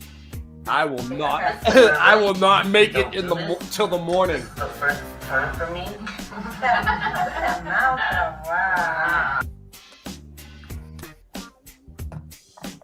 It's hard to be Britney. I would not want to be her, but I would not want to be Britney. Gangster, keeping it real. It's all about keeping it real. Oh my God! I'm a god! Nice. I went to the Eminem. We went to the Eminem concert too. In the limo. That was awesome. Giddy. Did you go to the Eminem concert with us in the limo, Nug? That was crazy. All right, let's see. What else we got here? Bob Seger, Leonard Skinner, Freebird. Let's see what else we got. All these things changed. Grey Poupon. All right, let's see what changed with Grey Poupon. You like things with Grey Poupon on it? Singe, past the Grey Poupon. Video on a change that happened a few years ago. You gotta put some Grey Poupon Now, on it. This one deals with the Dijon mustard Grey Poupon that was very popular in the 80s and in the 90s. Now, Brian McFarlane did make a video about this change 6 years ago. Thank you, Brian McFarlane. He remembers, pardon me, do you have any Grey Poupon? I agree, this is a change. He remembers, pardon me, Pardon me, but do you have any? Right now, it's pardon me, There's a would butt you in have there. any Grey Poupon? That just sounds really strange to me. I will provide a link for Brian McFarlane's video in the description below. Be sure to check that out. Now, the way I remember the commercial is slightly different. I remember, pardon me, sir, do you have any Grey Poupon? And I did research this, and I did come across a commercial for That's the British. this Grey Poupon mustard. It takes place on a train, and this other train pulls up next to it, and the man has his window down. And he asks the man, Then there's the Robin Leach "Pardon version. me, sir, do you have any Grey Poupon?" Now he says this in French, so the word Then there's sir the in Weird Al French Yankovic is version. Monsieur, and that's what he says in his question to the man. Pardon me, sir, do you have any Grey Poupon? But what's displayed on the commercial, it says, pardon me, would you have any Grey Poupon? And that's not what he's saying. He's saying, pardon me, sir, do you have any Grey Poupon? Take a look, leave a comment, and let me know how you remember these commercials. Okay. True Gen Xers ought to be able to figure out the rest of these TV commercial taglines. Fill in the blank, duet this video. Pardon me, sir, do you have any Grey Poupon?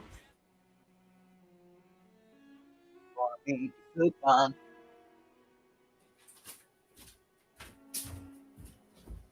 All right, what the fuck's going on? Grey Poupon? I got sidetracked. Is it still on? Grey Poupon? All right. It was like That's something I take right down. with some Grey Poupon on it. Put some Grey Poupon on it. I gotta have some Grey Poop on it.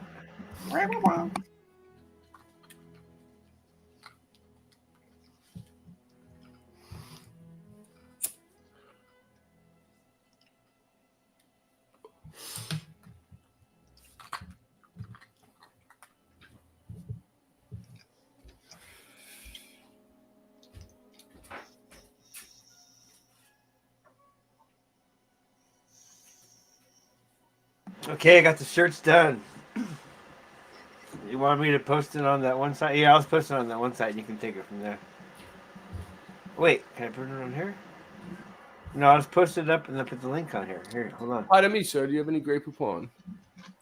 You have any What Grey happened? Poop? Did we lose the sound? Do you have any Grey Poop? Sir.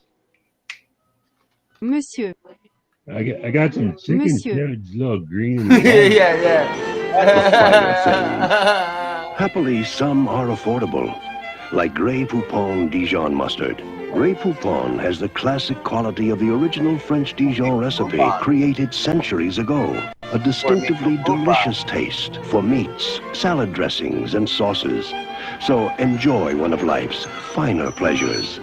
Pardon, monsieur, est-ce que vous avez du Grey Poupon? Mais bien sûr. Grey Poupon, one of life's finer pleasures.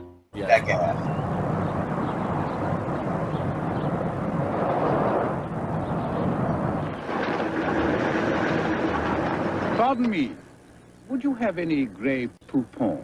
But of course. Pull forward, please. Reverse.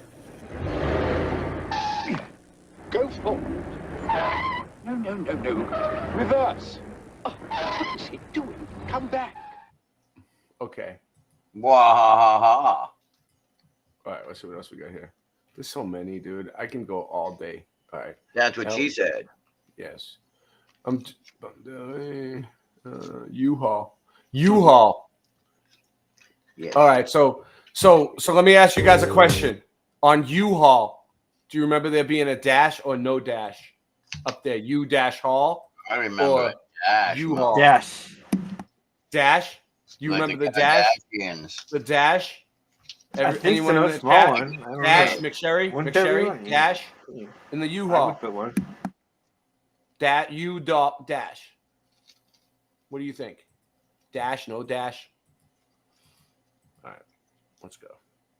Let's see what they say. You know, dash, you're an answer. Here we go. Dash. Scary Ives. Dash.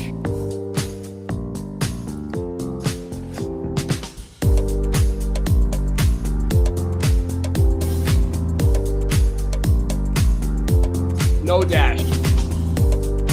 It's usually yeah. So, what happens with the Mandela effect, Sherry, is like we're noticing that like people get updates. So like the first way you remember it is the best way. Always go with your gut. Like sometimes like you'll get an update and then your mind like people will literally say they remember it the way you remember it. And then like a few seconds later, you'll be talking to them and they'll be like, no.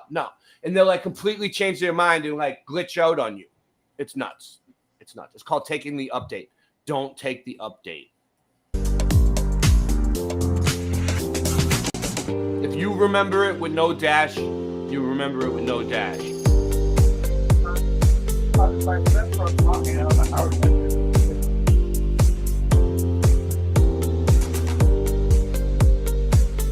It has no dash now, I guess. This is residue.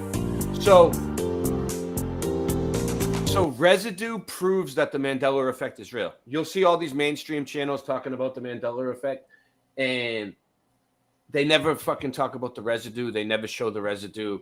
It's the proof that we're not crazy. They always try to say that we're all just misremembering. Hundreds of thousands of people remembering the same wrong details about the same wrong thing in the same exact way. Yeah, what's up? Hey, Ray. What's the deal with Uncle Sam and his hat? What do you mean? I mean, it changed. There's a Mandela effect with Uncle Sam and his Go hat. over the Uncle Sam one. Do you know what it is? Top hat, man. Yeah. I know what it is. It used to be red, white, and blue. Uncle Sam's hat. All right, so look at this. Yeah. I'll show you. Look. Well, Look. I fucked up and I sent. Look, I sent you see Brian how this it. looks? That's what Uncle Sam's hat looks like. Okay, that's what Yeah. Okay. I sent Brian. I found a video with Uncle Sam in it.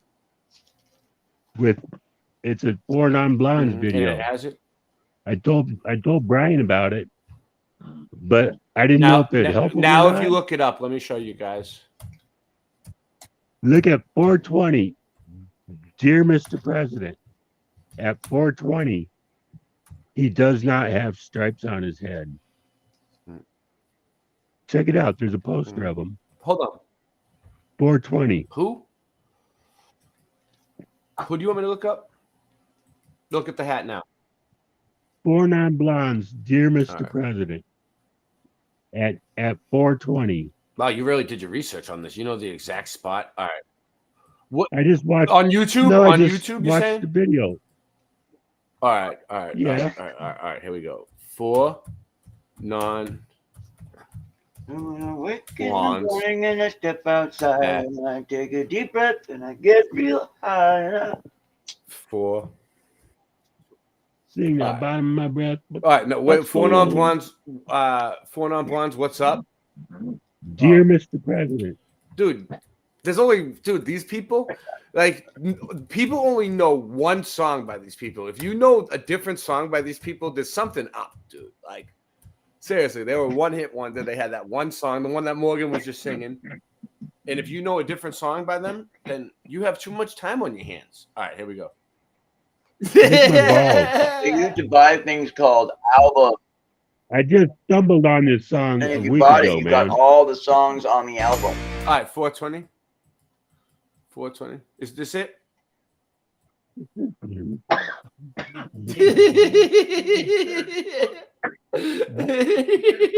When did your girl hear you say that? His wife's like, "Who you serving to lick your balls?" It's like, dude, you're on Late Night Live. Who gives a shit? Yeah. It's a great stream. All right, here it is. This is what he's talking about. No, it's the old way, dude. I mean, the new way. The new way, dude. It's not. Look, it doesn't have the stripes, does it? All right, let's see.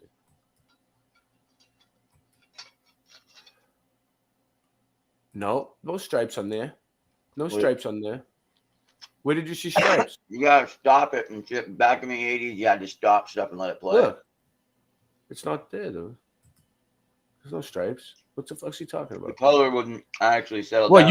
you saw a video that had the stripes? No, I'm saying if this is from back then, until you actually hit play on some things, the tape and everything would actually make the colors warp.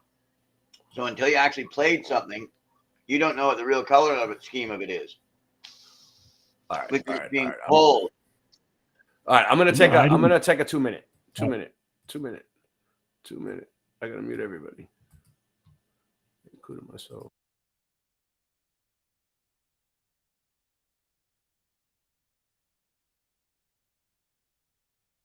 It's a jack wagon free zone. This is a jack wagon free zone.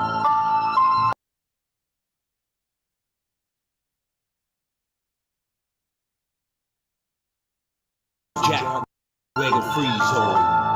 This is a jack wagon free zone. Boom. Boom.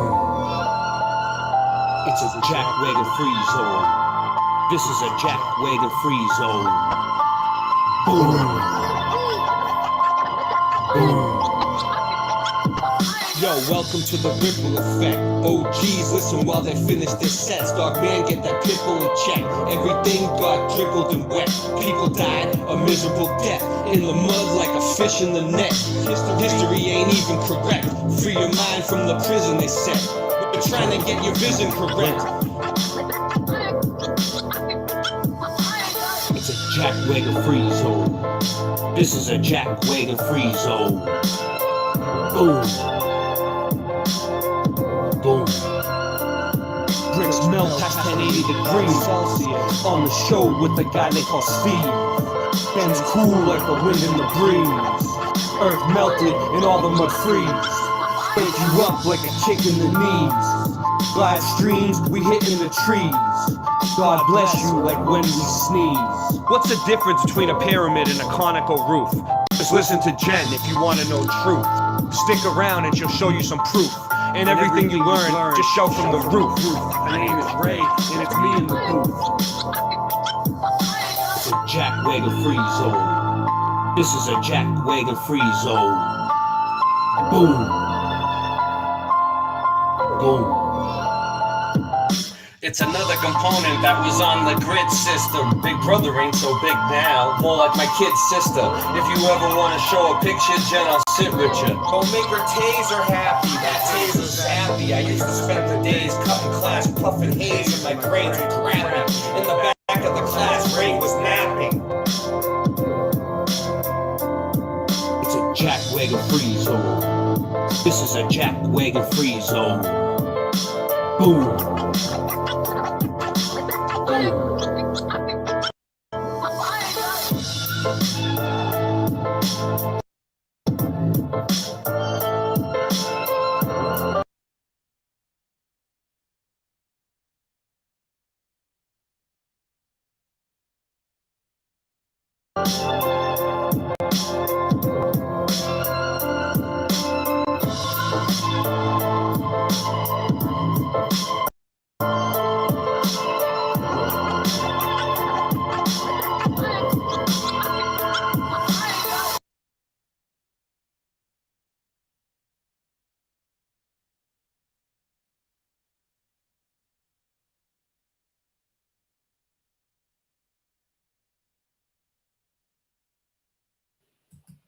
None. So that means that. One sec. Since my best friend is here, I'm gonna tell him the truth. I made that song for a woman who stole my heart and never gave it back. And that's all I'm gonna say. So anyway, let's go back to what we were doing.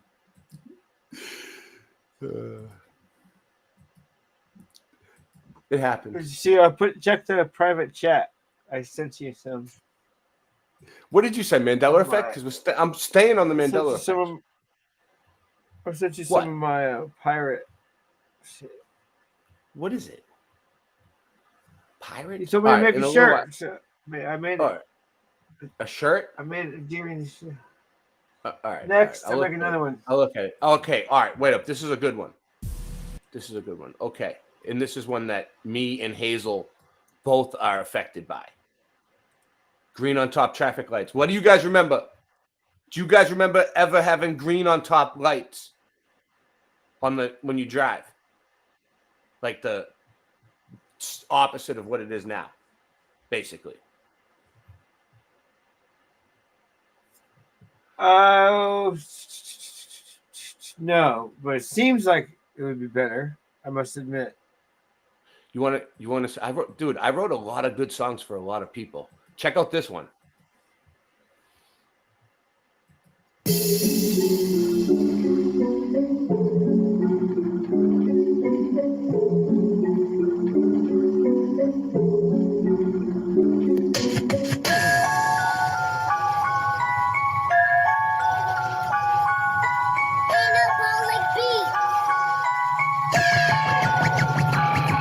Being Austin, I brought some sauce from Boston. In Austin, tossing, and more often than not, then leave you hawking and coughing. Get the fuck up our block, man. People stopping and watching while we topping the shot.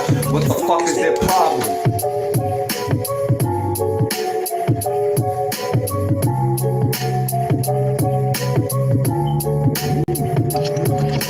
Do you have what it takes to get awake and baked on the Melodome? Call in from the front porch on your cell phone. Does Michelle know? Hella no. The whole globe model is a hella hole.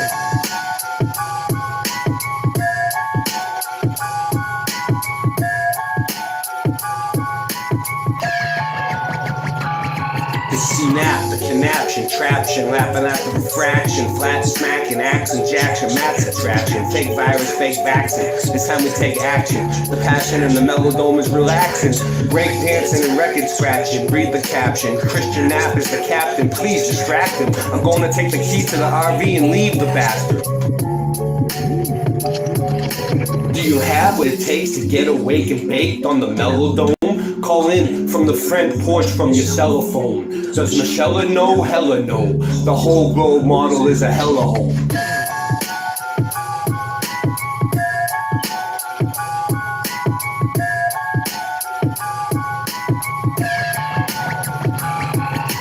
Flat Earth looks like a yin-yang. We don't believe in the Big Bang. Go by the flat gang, and Attic is an ice ring.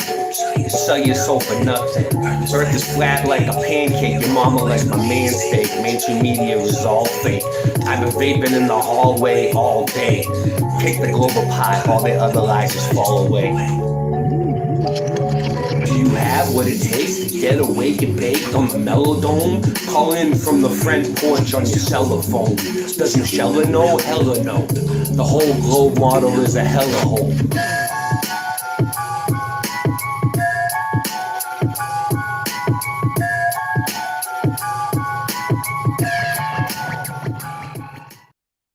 Great way to start your day. Let's go.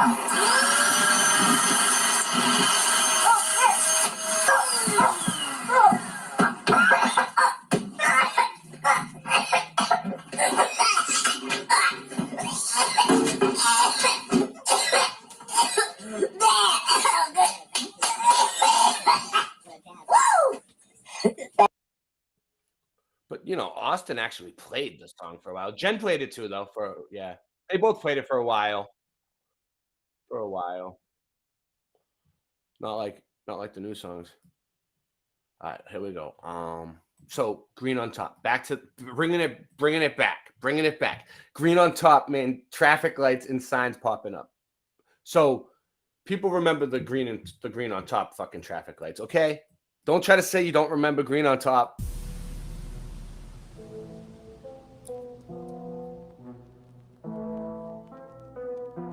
Yeah, Hazel is cool. Yeah, I'll put the link for the channel because Hazel is so cool. Wednesday morning and found all was right at the intersection. The traffic signal displays were positioned correctly. There is no maintenance record that there was any issue with the vehicle signal displays at this location. That, says Volikis Karanikolopoulos, is just plain weird. If I didn't snap the photo, I would think that I was imagining things. Welcome to the Twilight Zone.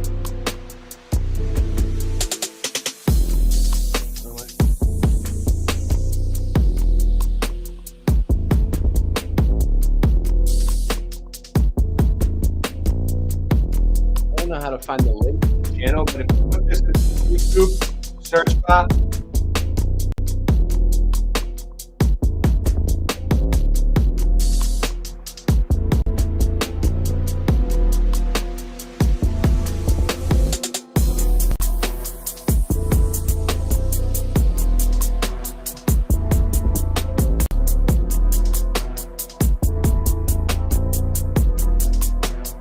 sideways.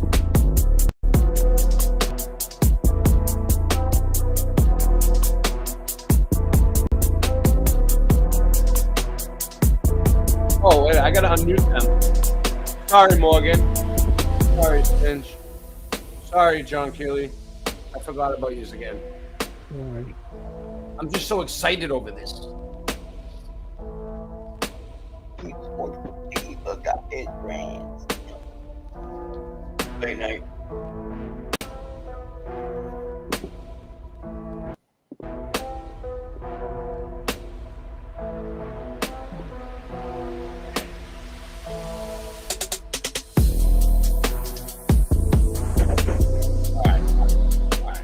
I like the beat. I could rap it.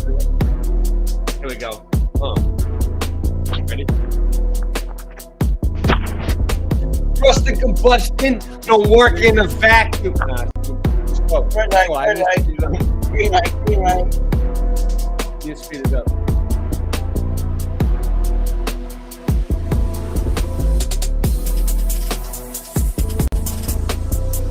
this is a big one. This is a big one. Okay.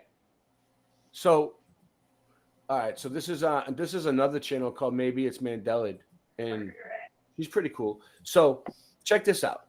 So we have, the Twilight Zone, dude. First of all, the Twilight Zone's guy's name now changed. Okay. See at the bottom? It used to be Rod Sterling. Steri, right there. Sterling. Like silver. Sterling silver, right? Now it's Rod Serling. So it's a completely different guy now. He looks the same, but he's not. He used to be Sterling, and now in this reality, he's Serling. Completely different. Yeah, different from being something good to being something shitty. Well, they took a lot of T's out on a lot of ones. Like we noticed the T's missing, and the T is the only letter that looks like a cross. So it's like represents Christ, and now it's missing. Anyway, but not only that, but people remember at the beginning of the Twilight Zone, he always said so they could work. Right there, it's right there at the bottom. Hollywood still. It's right there at the bottom. I already gave it away. So they take that out of your name, so it sounds less. Imagine people remembered him saying at the very beginning of the Twilight Zone, the very beginning, he used to say, "Imagine if you will." Imagine if you will. Imagine if you will. Right? Well, now it's gone. He's never said "imagine if you will," and it's not even the same person. His name was Sterling, and now he's Serling. So it's a completely different guy now. And we're fucked. All right, so I wanted to make this earlier, but I just didn't have a lot of time, and it's just a bunch of residue for the most part from some of my friends. So I hope you guys enjoy this. I want to mention too. It's all right, Zoo. I was talking to My Life, and her and Dark Horse Den were talking, and found this really great piece of residue here. Imagine if you will, the 50th anniversary of the Twilight Zone goes largely unnoticed. I just wanted to include that. I think that's awesome. Thank you so much for this great piece of residue. And as we were talking, My Life was like, I thought that he smoked in some of these intros when he's talking, and I'm like, yeah, sit there on he your ass does. and do nothing. And we went looking, and I can't find any videos. She can't find videos of him. What I'm trying to say is every person here needs to make themselves useful now. Smoking in the intros. I mean, there's tons of ads of him with, the cigarette commercials doing that kind of stuff, but I'm not seeing too many. So I want some motivation. Find them. That's crazy to me. Great find on that. Another they weird would thing. remove them. There he is, right there. As much as they fucking can. Huge shout out to Moneybags73. Thanks for bringing this to people's attention. And just like you said, if somebody can come up with a clip and be like, here it is, and debunk this, I will delete the video instantly, because again, we're not here to promote misinformation, but there's a lot of weird stuff going on, and appreciate everyone's hard work. Another huge shout out to Teresa Lynch. Thank you for all the wonderful residue that you sent me. I can't wait to show everybody these great finds. And to Hazel Fiver, thank you so much, because you send all this stuff, and sometimes we send the same residue and stuff. You guys found like opposite stuff, and I'm like, yeah, this is like. I sent Hazel some residue the other day. I'll send you guys some stuff. I send them stuff. I will. Gold mine. So thank you so much to both of you guys. You rock. The king and queen of residue is what I'm going to call you. So thank you guys. I hope you enjoyed this. And I just want to note real quick, here is Mark Silverman, right? He does the voice acting of Rod Sterling. I'm like, I want to say Sterling, but I know he's Sterling now. But I want to do the voice acting from Morgan Freeman's life story. But he did it at the Tower of Terror in Disney World. I think they closed that now. I don't know. But anyway, he's sitting there. He's wearing this shirt, and it actually says, "Imagine if you will." And it says, "Imagine if you will." It says, "Imagine if you will." Beyond sight and sound. Here's another one we did for another show. Having said that, I'm going to leave you all with my just new favorite band. Level that. Love you. Good night. Taking out Cindy, man. Hold on. I want it to play. I gotta meet you guys. It was awesome when he did this. Hey, CFM, what's up? CFM. What's up? 1, 2, 3, 4.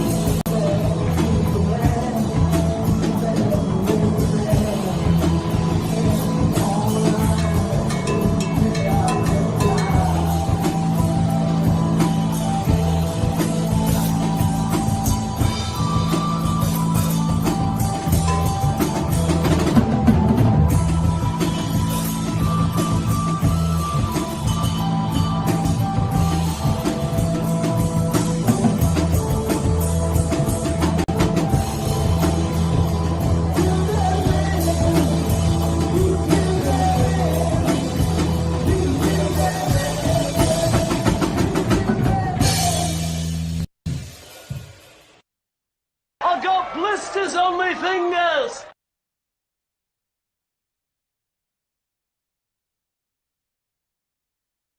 Hold on. Can you hear me, Morgan? Morgan, I'm going to talk to you about this because you've been there the whole time. John Kelly's a newbie. Singe ain't going to want to hear about it. So what? So here we go. So Morgan, right? The reason why I'm playing all these songs that I've made for all these other shows that are really, really good, that none of them ever play anymore, is because I'm getting sick of my fucking music and my hard work that I put my life force in. It's my livelihood is being blocked every which way throughout the years. Can you see the agenda? And this time, I'm not going to let it happen. I'm not going to let it happen with this new project of me and Rasta Bear. We're blasting through, no matter what you guys try to block it. And you know what, Morgan? It makes me question who these fucking people really are. Some of them, not all of them, but some of them. Like, who the fuck were they? Like, they want to fucking keep me down, like block, like not play the music. No, never play Ray's music ever. Nobody acknowledge it. All right, it's better than anybody else's music, or just as good. I want to say better because it's not a competition like Reading Bros. No, it's quality. But whatever. Some of it is better than others, but but the thing is, Ray, you can't base it on, you know what I mean, like a couple of songs that the new track is fire. You look at the work. I want to hear. Done that you know what I mean? You can actually go, hey, here's a song that we actually got. A few people played it, like work on, and there was like, you guys had an album out that was great, man. Like, and then you guys did lots of concerts. And Levelhead was a pretty good success. Levelhead was a success. Yeah, it was. In fact, it did not suck. It was fun. Every time I clutch the mic, you can see the wheels spinning like a rusty bike. Don't trust my wife, honey, that's enough advice. One wrong move, you can fuck your life. I'm as cold as crushed ice. It's time to go and tuck my knife now. When I shoot, you better duck the fuck down.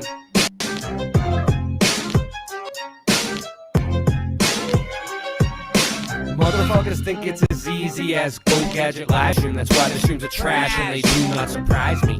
The horizon always rises to the level that your eyes be. Motherfuckers think it's as easy as Go Gadget live stream. That's why the streams are trash. The horizon rises to the level that your eyes be. Being broke is a career. My life is smoke and mirrors. This ain't the happy stuff that you hope that you would hear. Boston Ray, Levelhead, I never said y'all just ain't ready yet. Monopoly, get off my property for free. Ain't no stopping me. Constantly a monstrosity at the top, you see. Boston Ray got bars and jars of flat earth farms in the car. Motherfuckers think it's as easy as Go Gadget live stream. That's why the streams are trash and they do not surprise me.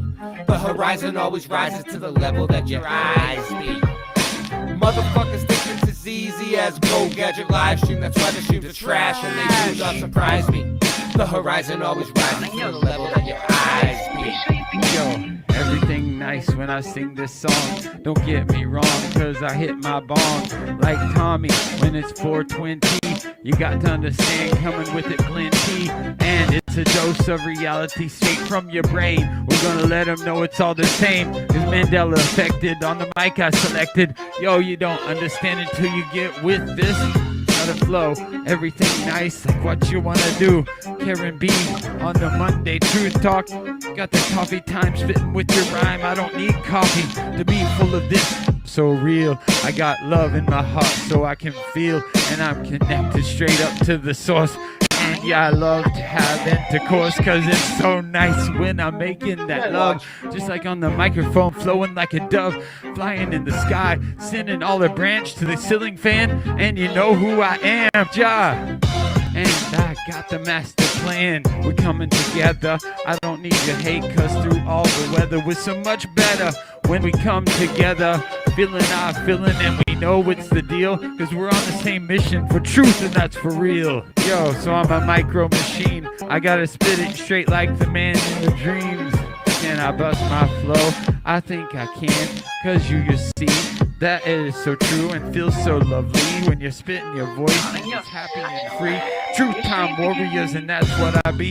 The earth is flat, so what you gonna do about it? I'm gonna shout it every day, and you gotta know it's true. Chemtrails up in the sky, but they can't stop the weather. It's the 4th of July. Yo, here we go. Motherfuckers think it's as easy as go gadget live stream. That's why the streams are trash and they do not surprise me. The horizon always rises to the level that your eyes be. Motherfuckers think that it's easy as go gadget live stream. That's why the streams are trash and they do not surprise me. The horizon always rises to the level that your eyes be. Darling, you're such a man. You sure you forgive me? I'd play the you slept on the late night thing for you, but I don't have it. The motherfuckers think it's as easy as a go gadget live stream. That's why the streams are trash. Yeah. Don't surprise me. Yeah, he's getting it. You hear him? He's getting it. I love it. It's catching on. That's how my raps are. At first, the first day, you're like, huh? And then, like, you get to know the words, and then they're catchy. And then you get addicted to them. All right, here we go. We have Curious George Mandela Effect follow-up. Hey, what happened to my tail? So, like, dude, you see how one picture has a tail and one doesn't? All right. Yep. So this is what my Curious George research has brought me to come to believe. Okay, so he used to have a tail. Some people, I remember him having a tail. But they say because he's a monkey, he should have a tail. But now they're saying he's not a monkey and he's a chimpanzee or something, or he doesn't have a tail because he's not a monkey and they don't have tails, whatever he is. And they're like, no, he was always a monkey. So that's what I've been getting. He's a curious little monkey, man. He's a monkey, so he should have a fucking tail. All right, let's do this.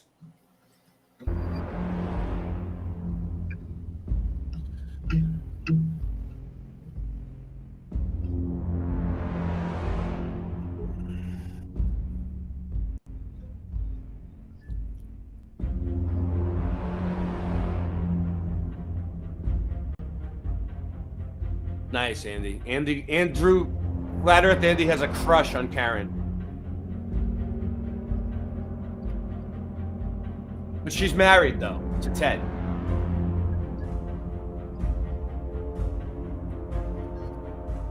Just so you know.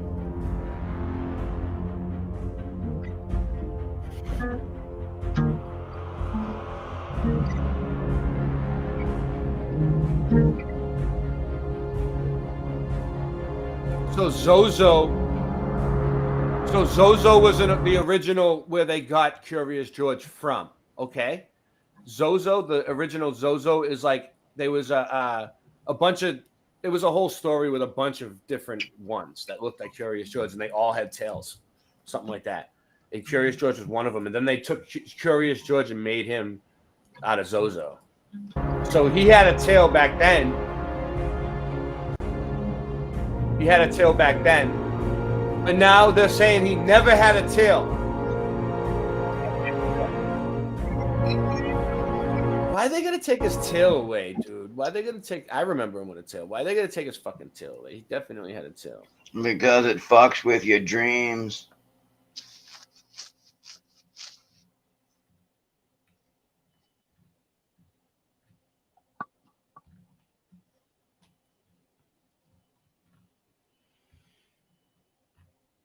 So we have Statue of Liberty Mandela effect. All right.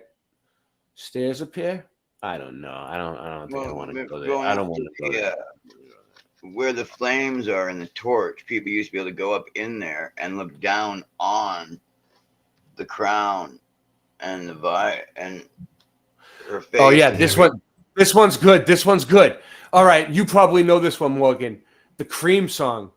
Okay? The Cream song, right? Sunshine of Your Life, right? You know it, right? Sunshine of my life. Sing it. Sing it. How does it? How is that it? Is that I've been waiting so long let's see. to be where I'm going in the sunshine of your life.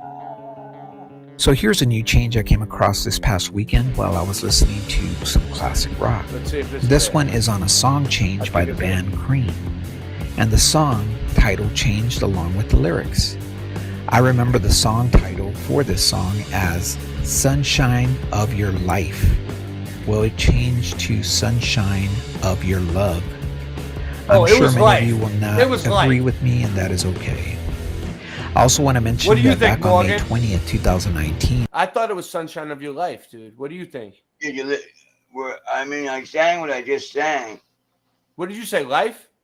It'd be pretty hard to go back now that we've mentioned it already to figure out what. I don't remember what you said. You said life. Because I just sang that lyric from like 39 years ago. The actual. I made it. So it's like, I've been waiting so long to be where I'm going in the sunshine of your life. It's life. Okay. Life. Love. Video. You know, you think it's love? You think Oh my it's God. This is one fucking verse. I always thought the name of the song. Oh, was, it's different verses. We're actually there is no discussion here. They say it's sunshine of your love and sunshine of your life, and both are said thousands of times over. Both are said thousands of times over. It's not an either or. It's not a called the Cream Mandela. I never heard that. It is on the same end. So the British rock band Cream is changing to the Cream, and right now both exist. I will provide a link for you in case you want to check that video out. So back to the song change. How do you remember the title of the song? Do you remember Sunshine of Your Life I think you're gonna play or it right now. Sunshine of Your Love? Leave a comment. Let me know what you remember. Thanks for watching. Exactly. But the song is titled Sunshine of Your Life. Oh, really? They do sing Sunshine of Your Love. Absolutely, and that's what you're remembering. The line that you remember is Sunshine of Your Love. The name of the song is Sunshine of Your Life. Thank you. Hey, Ray. I never thought it was that big of a mystery. I'll be back in like 10 minutes. I just got to transition to another room. All right. All right.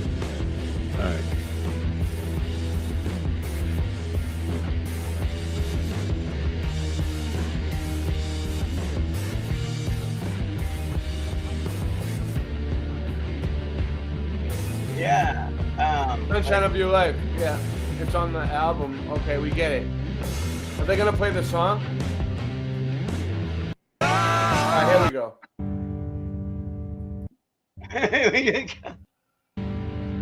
Let's see. I think they're gonna play it right here, maybe. Let it play. Yeah, I never heard Life. I was so into this song too. Never heard Life. Word, and then you cut it off. Sunshine of your love.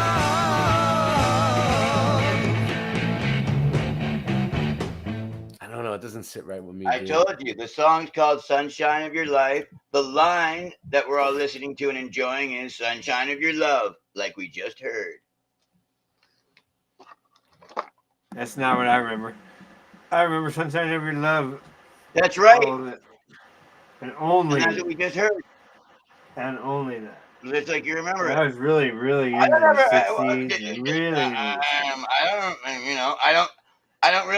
remember saying. I know they sing the other line as well. I mean, well, then again, actually, That's why it's not. No one's right. no, I know. I remember them saying no. They say "Sunshine of Your Life." Of course they do. Many times during the song, but I mean, at the end there, the last one is "Sunshine of Your Love." In a song where it said many times. So, what else we got going on here? See Ricky Lake, Mandela effect. Wait up, Ricky Lake, Mandela effect. Ooh, Ricky Lake. There is one with this. Let's see. And I forget what it was. Oh, it's right here. Yeah, man. Yeah, man. Yeah, man. It's 2 Ks. I wonder if that's going to do with their people before Black Hawk. There was 2 Ks. Urban. There was 2 Ks. People are not knowing that at first.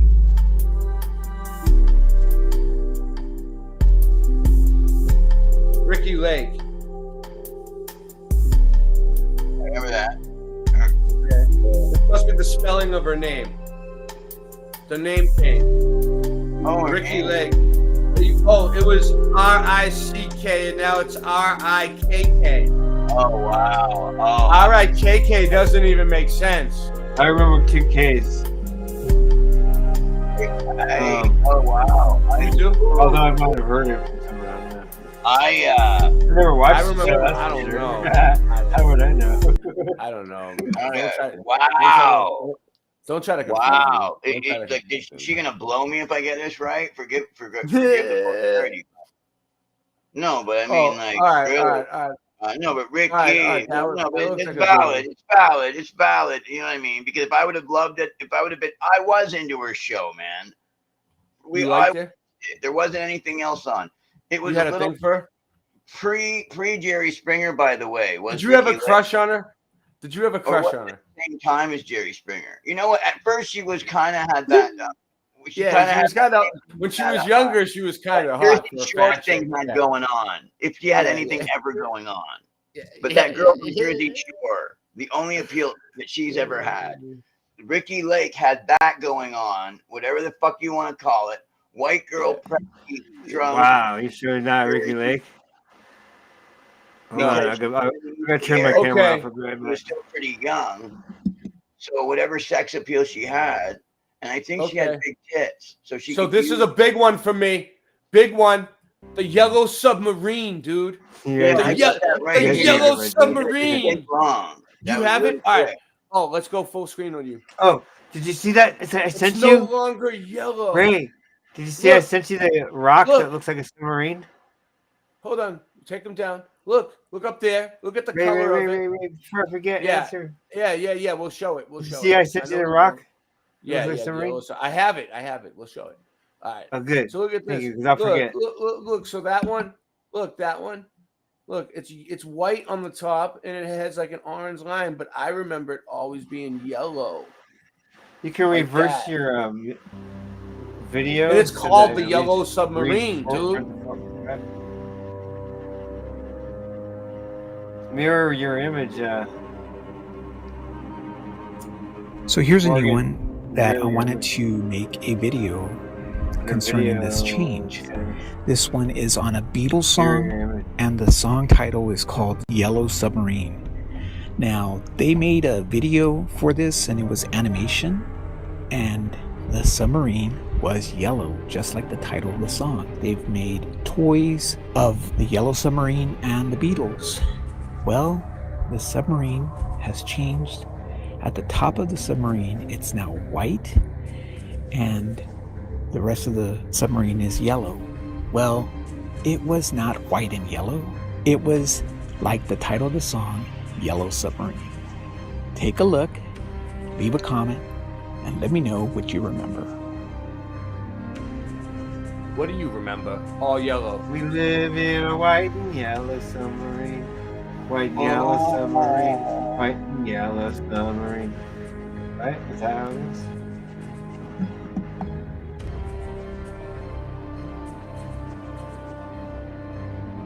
Won't man blow me bless. Well, I'm in a blow me bless. Exactly. That's what I was saying.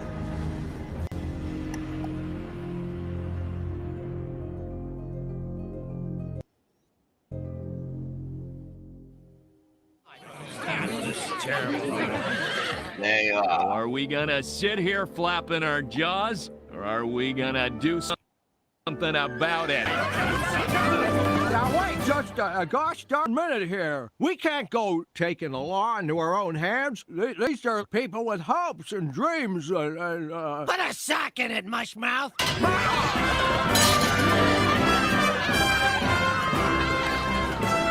All we are saying is It's all let's yellow. eat some Oh, yeah. No, they're a brain. little white up front. Nothing is real. The Beatles. And nothing to get hung about. Yellow Submarine. So yeah, can you play it, Morgan? Put you on the spot. I used to be able to. Like the whole symphony? Yeah, here, let me just.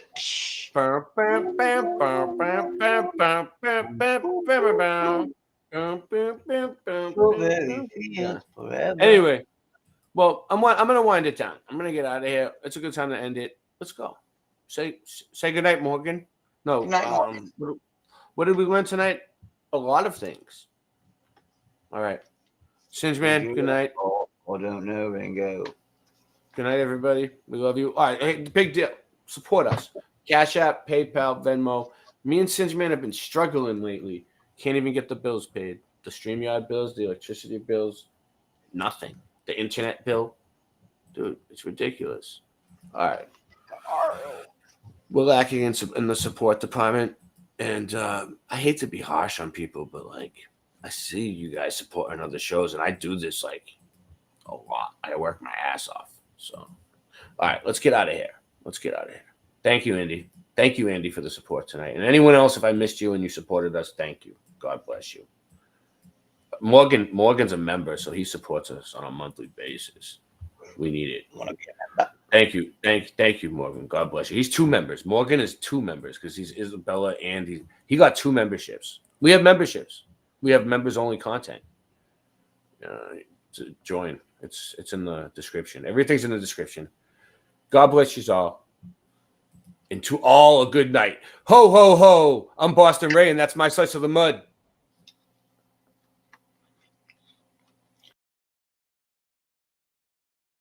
Darling, you're such a lamb. You should forgive me. Every time I clutch the mic, you can see the wheels spinning like a rusty bike. Don't trust my wife, honey, that's enough advice. One wrong move, you can fuck your life. I'm as cold as crushed ice. It's time to go and tuck my knife now. When I shoot, you better duck the fuck down.